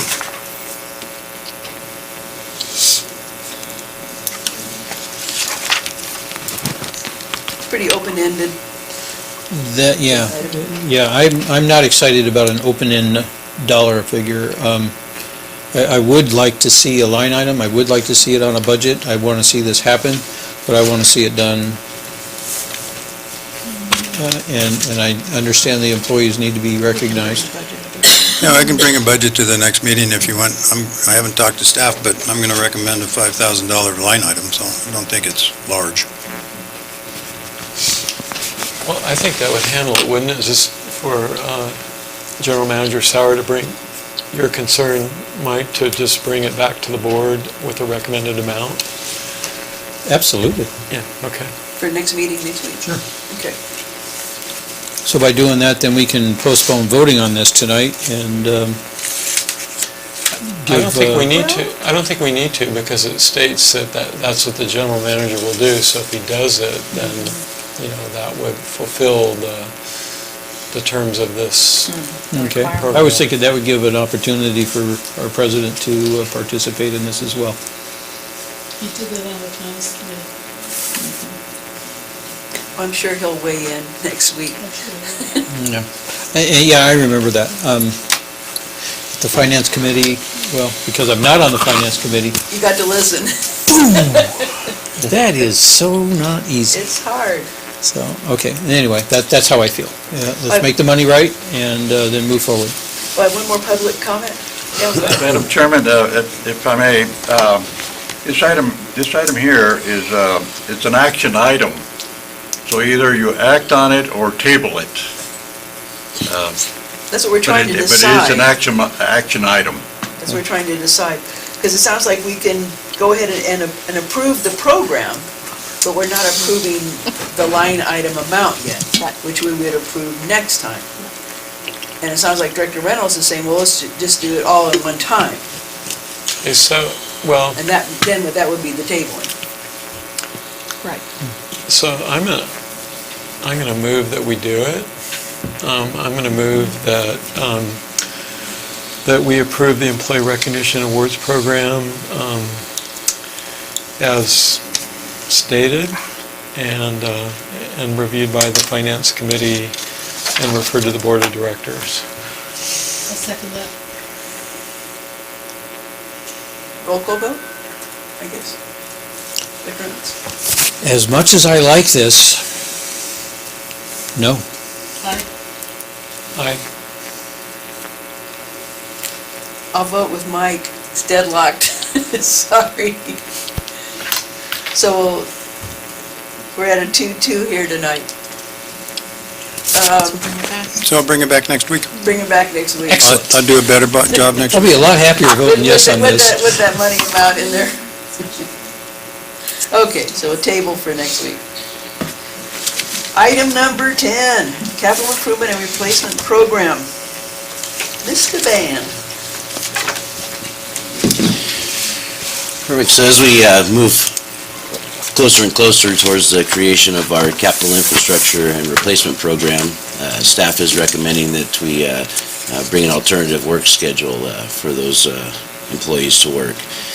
Largest reason being is mostly just the sheer amount of work that they have to complete in a day. So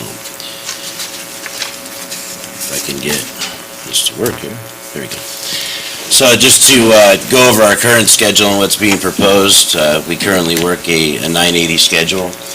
That's 9-hour days, Monday through Thursday, with every other Friday off. And then on the day that we do work, that Friday, it's an 8-hour day. What's being proposed for the SERP crew is a 4-10 schedule. That would be 10-hour days, Monday through Thursday, and every Friday off under this schedule. The daily hours worked currently, and this is one of the fundamental issues with keeping them on the same time slot that the current crew is our operations staff currently works from 6 a.m. to 3:30 p.m. With a half-hour lunch and then, of course, 2 15-minute breaks. One of the issues is that equipment can't be started up and operated out on the county-maintained roads at least before 7 a.m. in the morning. And of course, even on the non-county maintained roads, we wouldn't want to be starting it up much before then anyway. Not a good way to make friends, but And this basically reduces the amount of hours that we could actually work out there in the field to about 7.5 hours on Monday through Thursday, and about 6.5 hours during that on Friday. And that's reduced even further from an efficiency standpoint because not all of those hours can be used for installing pipe because of the amount of setup and tear down that has to be completed on a daily basis. The setup, tear down, some of the stuff that's involved with that on a daily basis is equipment maintenance, making sure all the tractors are greased, setting up the traffic control, the job layout, basically marking center line, marking all the pothole areas out in the mornings, material staging, stringing all the pipe out so that it's ready to be installed once the trench is excavated, pipe chlorination, potholing, and then of course a big one there that we have to complete on a daily basis is the cleanup. So, and then you compare, all that work that needs to be done to the actual things that are involved with the actual installation process of that pipe, and that's of course the excavation, material installation, backfill and compaction, and then temporary pave in those areas where we actually have to install that.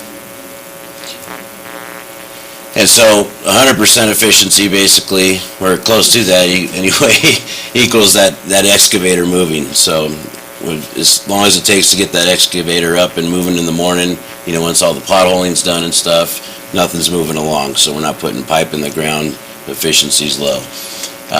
And then, of course, towards the end of the day when we've got to button up the trench and make sure things are backfilled appropriately and cleaned up and that we're leaving it safe for the next day, the excavator has to stop moving again so that we can transition into that.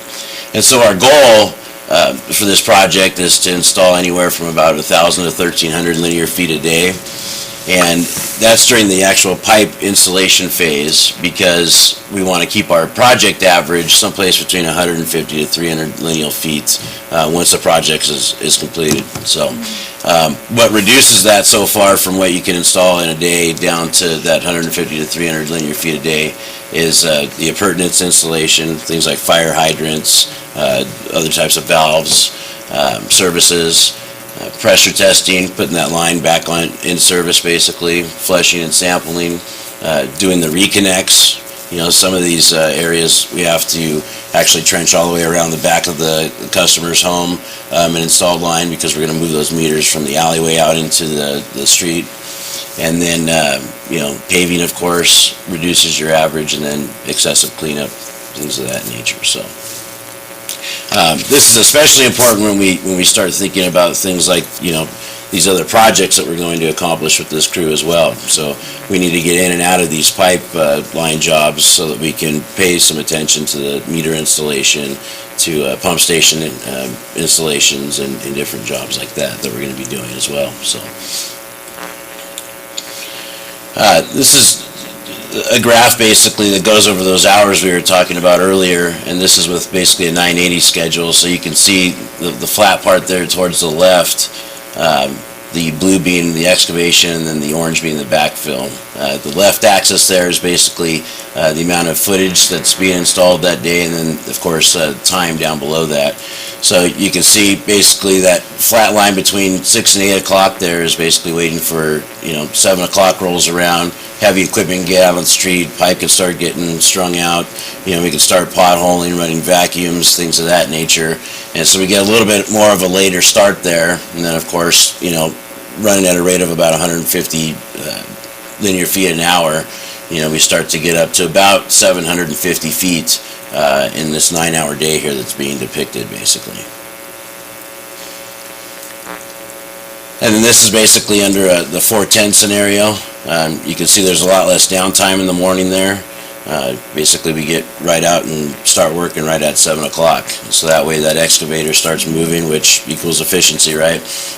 By the time 8 o'clock rolls around, and then it's just a constant increase in pipe installation from there on out. So under this scenario, it puts us closer to where we want to be on a daily basis.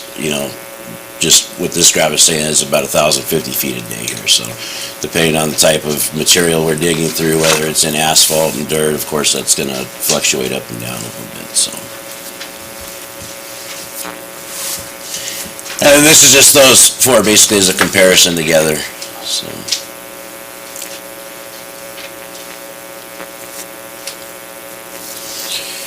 And really, having gone over that in the committee meeting as well, that concludes my report. Public comment. Al. Tom. Me again. Oh, please. Oh, since you're sitting. I kind of think that from where I used to work a long time ago, the 980, or the 410 schedule was popular with people. They enjoyed having 3-day weekends. They could range out farther and do things, go to the river, that kind of thing. And since it's a popular thing, I'm assuming that it could also be a useful recruitment tool during a time when the labor market is tight. And it could be also a factor in retaining people for longer times, because then you got to go through the whole process again, finding people if we're cycling through a lot for some reason. We want people to stay here. We want them to be happy. We want them to be rewarded for exceptional behavior and be attracted also by favorable, accommodating work schedules. And it's also an efficiency thing, too, as you say. Thank you. Thank you. Yes, ma'am. Gail Austin, Joshua Tree. I just wanted to add one quick thing. A lot of people tell me one of their main complaints about the Yucca Valley road work now that they're doing the sewer is that they, on Fridays, when people from here are trying to leave town and the tourists are coming in, and it just adds to the stress and the tension in the area. And so I think if we stay off the roads on Friday, that would look really good on our resume. Thank you. Any other public comment?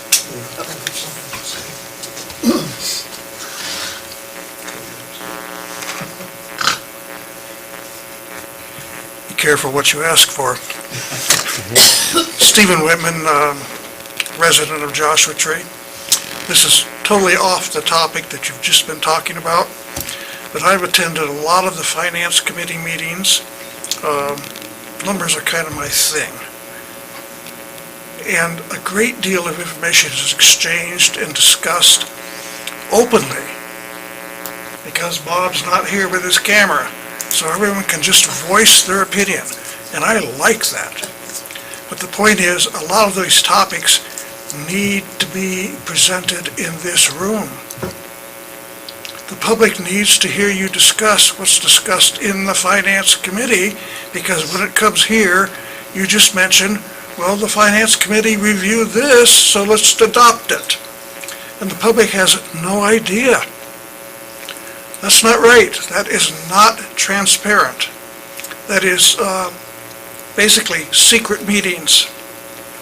At the time of day when anyone who has a job is away with work, can't be here. They're not here tonight either, so. You got a lot more people than I expected. I expected 1 or 2 people to show up tonight. I was shocked at how many people are actually here. I agree. But the bottom line is, the alternative is, let the Finance Committee create an outline of what is discussed here financially, or let Bob show up with his camera and film it so the public can watch it.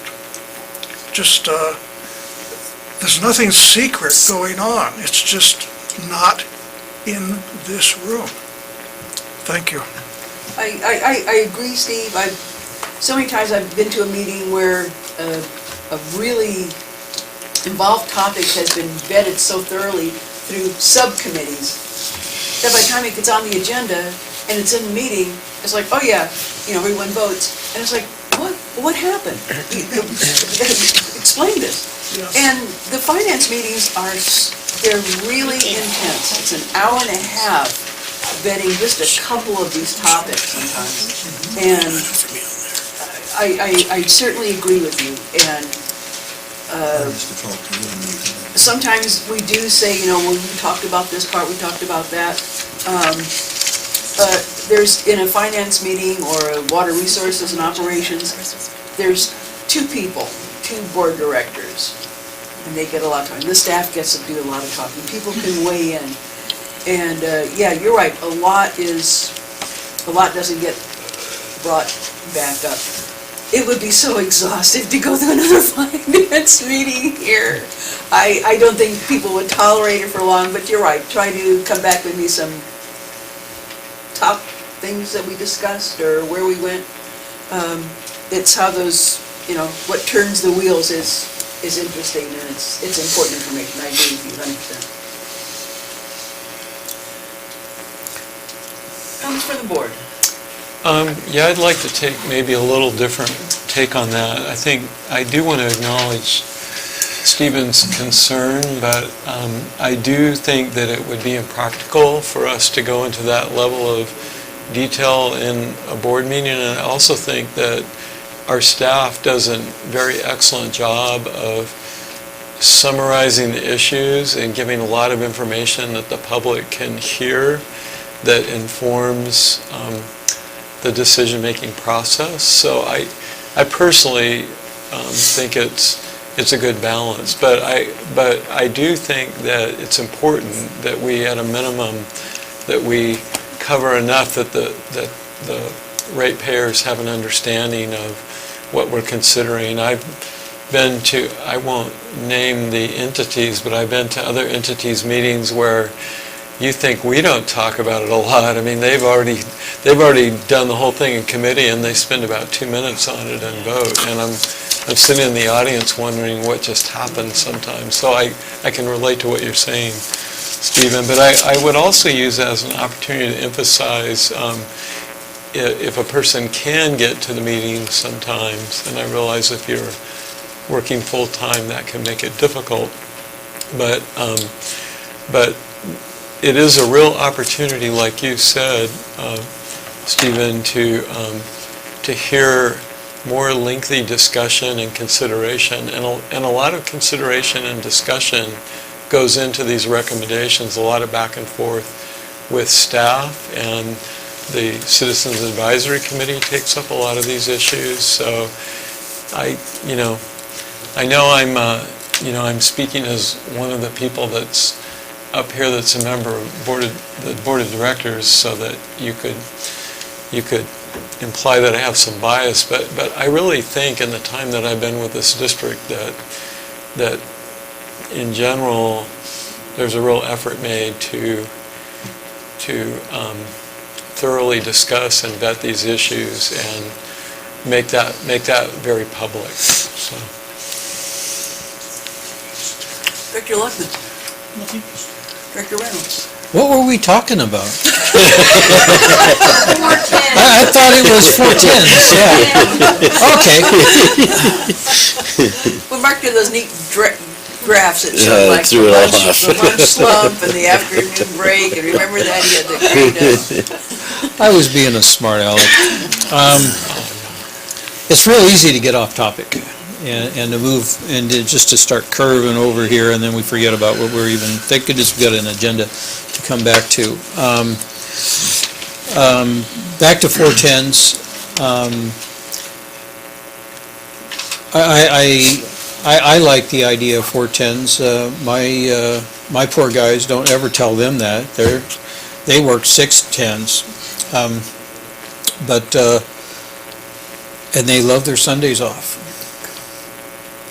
To have a 3-day weekend every week, wow! How awesome is that? But on the productive idea,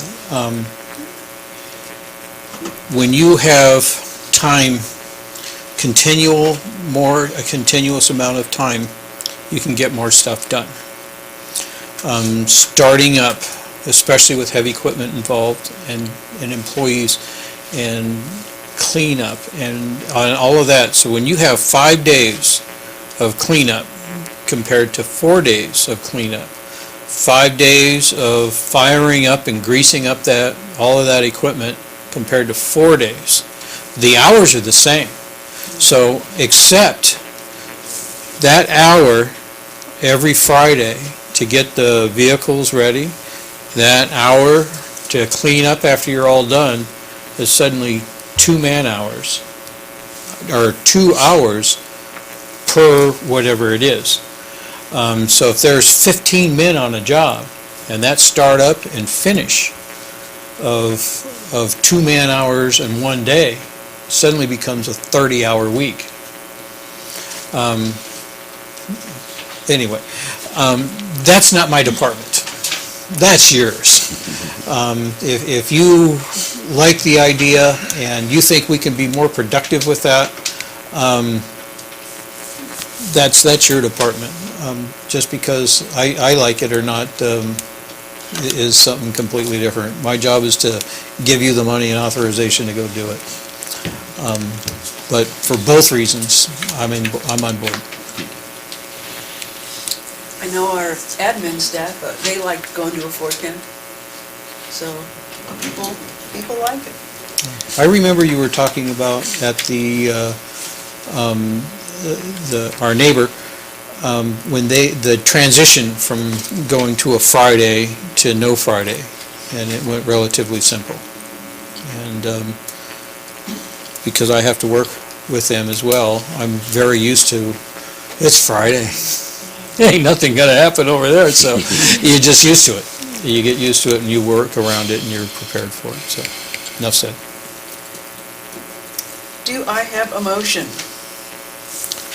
I've been making motions all night. I guess I'll make that motion as well. To do what?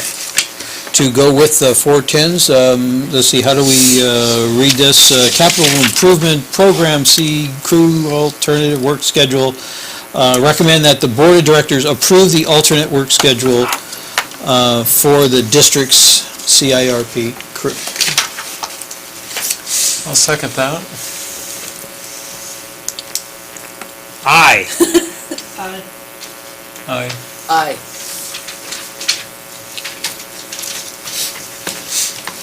See, you chewed over that a lot. All right, District General Counsel, oh, Bill's not here. General Manager report. I'm going to defer to the Assistant General Manager and then come back to me if that's okay with you. I'll be changing your agenda, so I can go first. Okay, I think you can handle it. We just wanted to provide an update. At our last meeting, there was some interest in bringing the topic of Well 14 back and going to go over the amount of money that's been spent there and the work that's been completed there also. Kurt and I have extensively sat down and been discussing kind of where we're going to go from here with Well 14 as well. And we thought it'd be best to bring that topic to the committees next week, I guess it would be, right? Next Yeah. And discuss what our next steps are so that when we bring that information back to the board, which is planned on the 20th of March, not only can we give a good update on where 14 is sitting, but also where we're going to be moving from here on out. So just wanted to make sure that everybody knew we were going to bring 14 back. Thank you. Was there a general manager's report? Yeah, you bet. Oh, okay. So- Here you go, Steve. It's short. So the CEC solar, well, let me rephrase that. The solar project, which we originally started with CEC solar grant, and maybe looking at a CEC low-interest loan. We've met with two consultants. This California Energy Commission grant for the feasibility study is done. That's been reported on. The next step is to find a consultant that would actually do all the planning, all the coordination with Southern California Edison, and give us the cost basis for what it's going to cost to construct this project here at the shop and some acreage of land out in the community. So we've met with two consultants that are well-known for doing this type of work for other water, for other utilities and school districts, etc. So they are both putting together executive summaries that will highlight what they can do for us, what it will cost us, what our return on investment will be, and we're expecting those proposals sometime in the next 2 weeks. So at that point, we'll have presentations at the board. We will reinvigorate the Citizens Technical Advisory Committee for the solar grant, or solar program, and hopefully come up with next steps and better inform the board. So that's going on in the background. This week, Susan and I attended the California Office of Emergency Services, actually it was the county, San Bernardino County Office of Emergency Services, which is part of the California Offices of Emergency Services, otherwise known as the Cal OES briefing, and the purpose of that is we filed a claim through County OES for the October 12th, 13th storm event, and our original estimates was some $26,000 in costs to us to repair broken pipelines. So we now have the documents that we need to fill out with the actual costs, and we can get that into them, and it told us that since our damage had already been repaired, that it might even facilitate receiving some of this money. Now, we only get 75%, because this is a state declaration, not a federal declaration. If it was a federal declaration, we get 75% from FEMA, and then the state would give us 75% of the remaining 25%, and I have no idea what percent that means that we would be paying. 97.5, I think. Bam, right out of there. So interestingly, if we get that money back, 75% of it, it will have offset the costs of the Gary Sturtevant consulting firm for the emergency response plan and the local hazard mitigation plan. If we get it. And we are increasing our understanding of the claim process for the next big event, which will come. And then lastly, just Sarah shared something with Susan and I yesterday and today, and so I'm going to put this under the category of sometimes you just get things right. The America's Water Infrastructure Act of 2018, you all know about that, right? Absolutely. Requires that water systems serving over 3,300 people develop a risk and resilience assessment and update or create an emergency response plan. So the EPA has to have the new guidance out by August of 2019 to provide baseline information on malevolent acts of relevance to community water services. In other words, bad things that could happen. Well, we're in the final stages of completing our updated emergency response plan, and we're in the final stage of revising our vulnerability assessment, which was originally created in 2008. So hopefully we'll have both those things done by the time that the EPA gets around to telling us that the guidelines that how we have to do it. So I just thought that was serendipitous to bring to the board, and that's the end of my report. Good work, good work. Mark, did you have anything else you wanted to? That was it.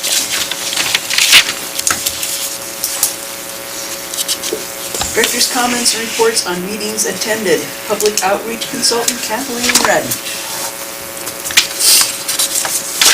Greetings all. I'm going to start off with the good news. It didn't snow last Saturday. It did rain. We did have gale force winds, but the good news is the water district was there and people saw we were there.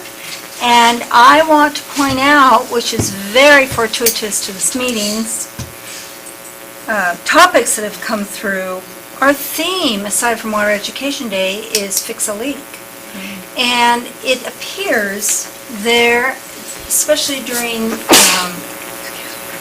on the online blogs and places like Nextdoor, Neighbor, people are getting water bills, and again, we're delayed. So what happened last couple months? We had snow, we had freezing. We talked about winterizing. and people's bills are blowing them away, and they're blaming us that we've raised our rates astronomically. And the case is, I would be upset too if I had a huge water bill that was 3 times larger. But the fact is, we're not the enemy. We're trying to tell people, your pipes age. And when they age, they weaken with freezing temperatures. And the chances of a water leak this time of year is great. And your water bills going up mean you need to be taking proactive energy of yours and looking on your property and addressing, because it's not going to go away. We're not going to fix it for them. But we're not the problem. It's the pipes on their property. And so for everyone listening and everyone who's got neighbors and everyone who's getting bills that are going, oh my gosh, I have a $100 bill when it's only been $30 all my life. They need to go and walk their property instead of going online and screaming and yelling that they don't like us and they're ticked off at us because look at how we've raised our rates. No, we have not. So I'm begging everyone to reach out and tell people, be proactive, walk your water lines, check your water meter, check your water bill, compare it. As we get into the summer months, we say check your water meter weekly, because things happen with the animals going after irrigation lines and whatever. So I'm just bringing this forward because we aren't the enemy, but we are here. If you have water bill issues, come call our customer service people. I'm at the market. I can't fix your bill situation, but I can talk to you and maybe we can explore what options you have to figure out the problem. But we are back at the market. It is March, and it is Fix a Leak theme and Water Education Day, which takes me to what is in line for Water Education Day, and I'm going to do this very quickly. Careers in Water by 3 colleges, Water for Emergencies, Pipe Repair Demonstration, Water Meter Reading, and Locking will be there. Talking about invasive plants, water saving, food growing techniques, tips on capturing desert flora artistically, that's our Artists in the Garden. Having a plant doctor, bring your plant problems and he'll try and tell you what the problem is. The free waste containers to protect our groundwater. People, instead of dumping in the ground, we're going to give away these containers. The water cycle, living like a desert native, evaporative cooler maintenance, and winterizing pipes, historic basin water use, and that's from the Morongo Basin Historic Society. We also have historic uses of native plants, also called ethnobotany, life cycle of native plant seeds, how to wash your car with 1 gallon of water. We'll have a food vendor. Water for fire emergencies, fire suppression,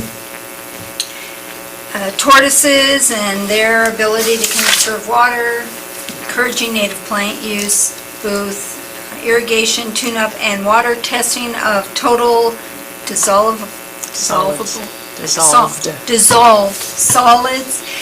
There'll be on-site the ability to bring, if you bring a cup of water in, they'll test it right there and let you know. And again, it's not just Joshua Basin, this is a regional event, so it's everyone, they can do that. And we are going to have a representative from the State Water Resource Control Board. They confirmed they will be there to talk about tap water safety, the regulations that go behind it. There'll be the free seed and plant swap, there will be our hydro caching game, groundwater pollution demonstration, water-wise demonstration station. We'll probably in our booth talk about our CIRP, where we're at on that. And of course our native plant sale, which started this whole thing. So this is Water Education Day 2019, Sunday, March 31st from 1 to 4 p.m. I encourage everyone, it's a family event, please come. And I believe, one more thing. I said there's food vendor. Mustard's last stand is coming, and he has nachos and all sorts of things. So you'll be fed. You'll be fed. Low Income Assistance Program update for this month. We left off with 44 cases. I went to the FDA food distribution event here at our local Joshua Tree Community Center. I interacted with a lot of people, gave out about 40 flyer applications, but only 2 have signed up. So that makes it 46. And that's in my report.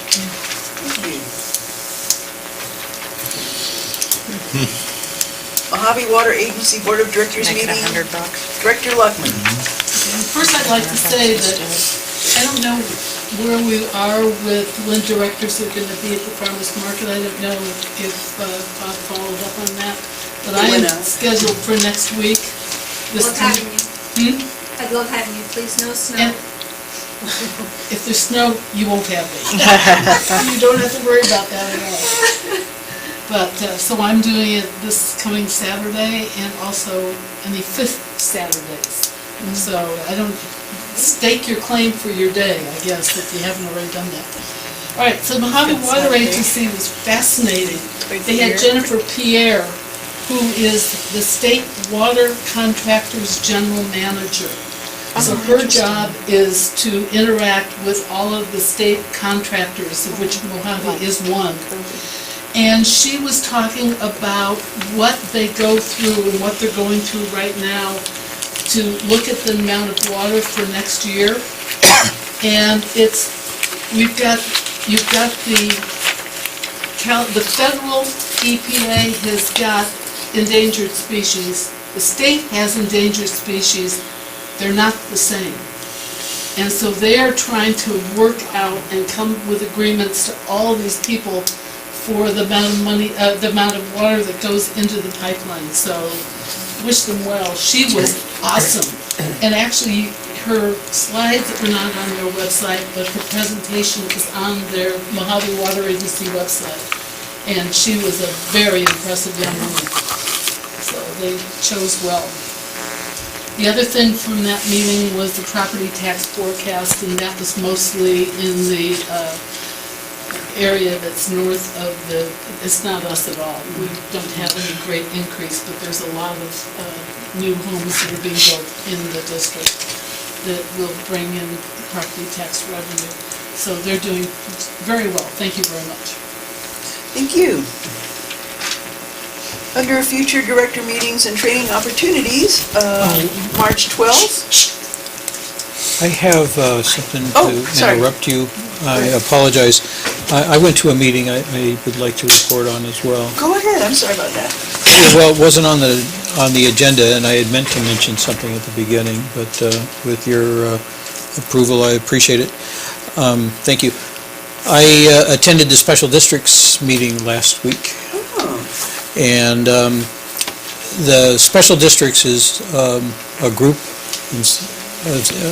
where we're at in Southern California of agencies, special districts, water agencies, fire agencies, so on and so forth. The most popular group are the water agencies that attend this meeting. There's a speaker every month, and they give something, and I'll mention that too. But the most important part about special districts is relationships. I meet people and I talk to people and we develop a relationship. And there was a gentleman, Chris Palmer, who I had known for years, worked for another agency, and now he is the public affairs field coordinator for special districts. Sat next to him and we had a long chat about district voting. There are resources through the special districts, and Chris will be contacting General Manager with some of those resources and help to be mitigating that situation that we're challenged with. So that was exciting. Good to know. And it's also good because of what's happening with that is we can share the news. And that's a big talk. Have you got the letter yet? You got the letter? You got the letter? Yeah, we got the letter. Boy, did we get the letter. But anyway, enough of that. The Mayor Pro Tem for Rancho Cucamonga was the speaker at the special districts meeting. Her name is Lynn Kennedy, and she's a dynamic speaker. I really like her. It started off where she put the microphone down, and she says, "I have 6 kids, I don't need no stinking microphone, and you didn't need one." She walked the whole room and gave her speech and her talk, and it was about motivating employees.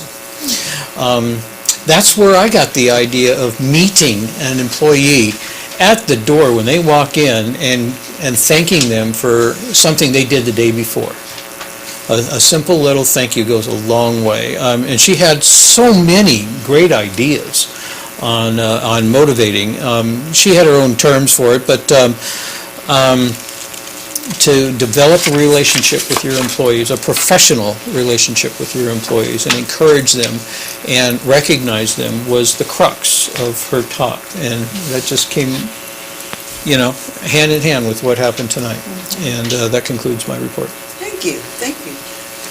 Gary? Nothing more to say tonight. Okay. Future meetings and training opportunities. Citizens Advisory Committee meets March 12th at 6 p.m. here, I believe. Finance Committee, March 13th, 9 a.m. That's me and Bob, we meet here. Water Resource and Operations, that's directly after that at 10:30, Director Luckman and Director Hunt. It's actually, That's me. not Director Luckman any No, longer. it's Mike. Yeah, and what day is that? Director Reynolds. March 13th. Okay, Week from today. got it. Oh, and there's the ASB CSD, that's the meeting you were That's special talking about. districts, Oh, so there's okay. another one coming. Okay, March 18th, 6 p.m. at the Panda Inn in Ontario. You going to go to that one? Absolutely. Okay, yeah, you come back with good information on that. Mojave Water Agency Water Directors, March 28th, that's me. Mojave Water Agency Technical Advisory Committee, April 4th, that's Director Luckman. And there will be a Pipeline Commission, March 13th, 2 p.m. here. Those are really good meetings. And those are open to the public. Do I have a motion for adjournment? So moved. All in Aye. favor? Thank you, everybody, for coming. Has anyone ever Sherry. voted no? And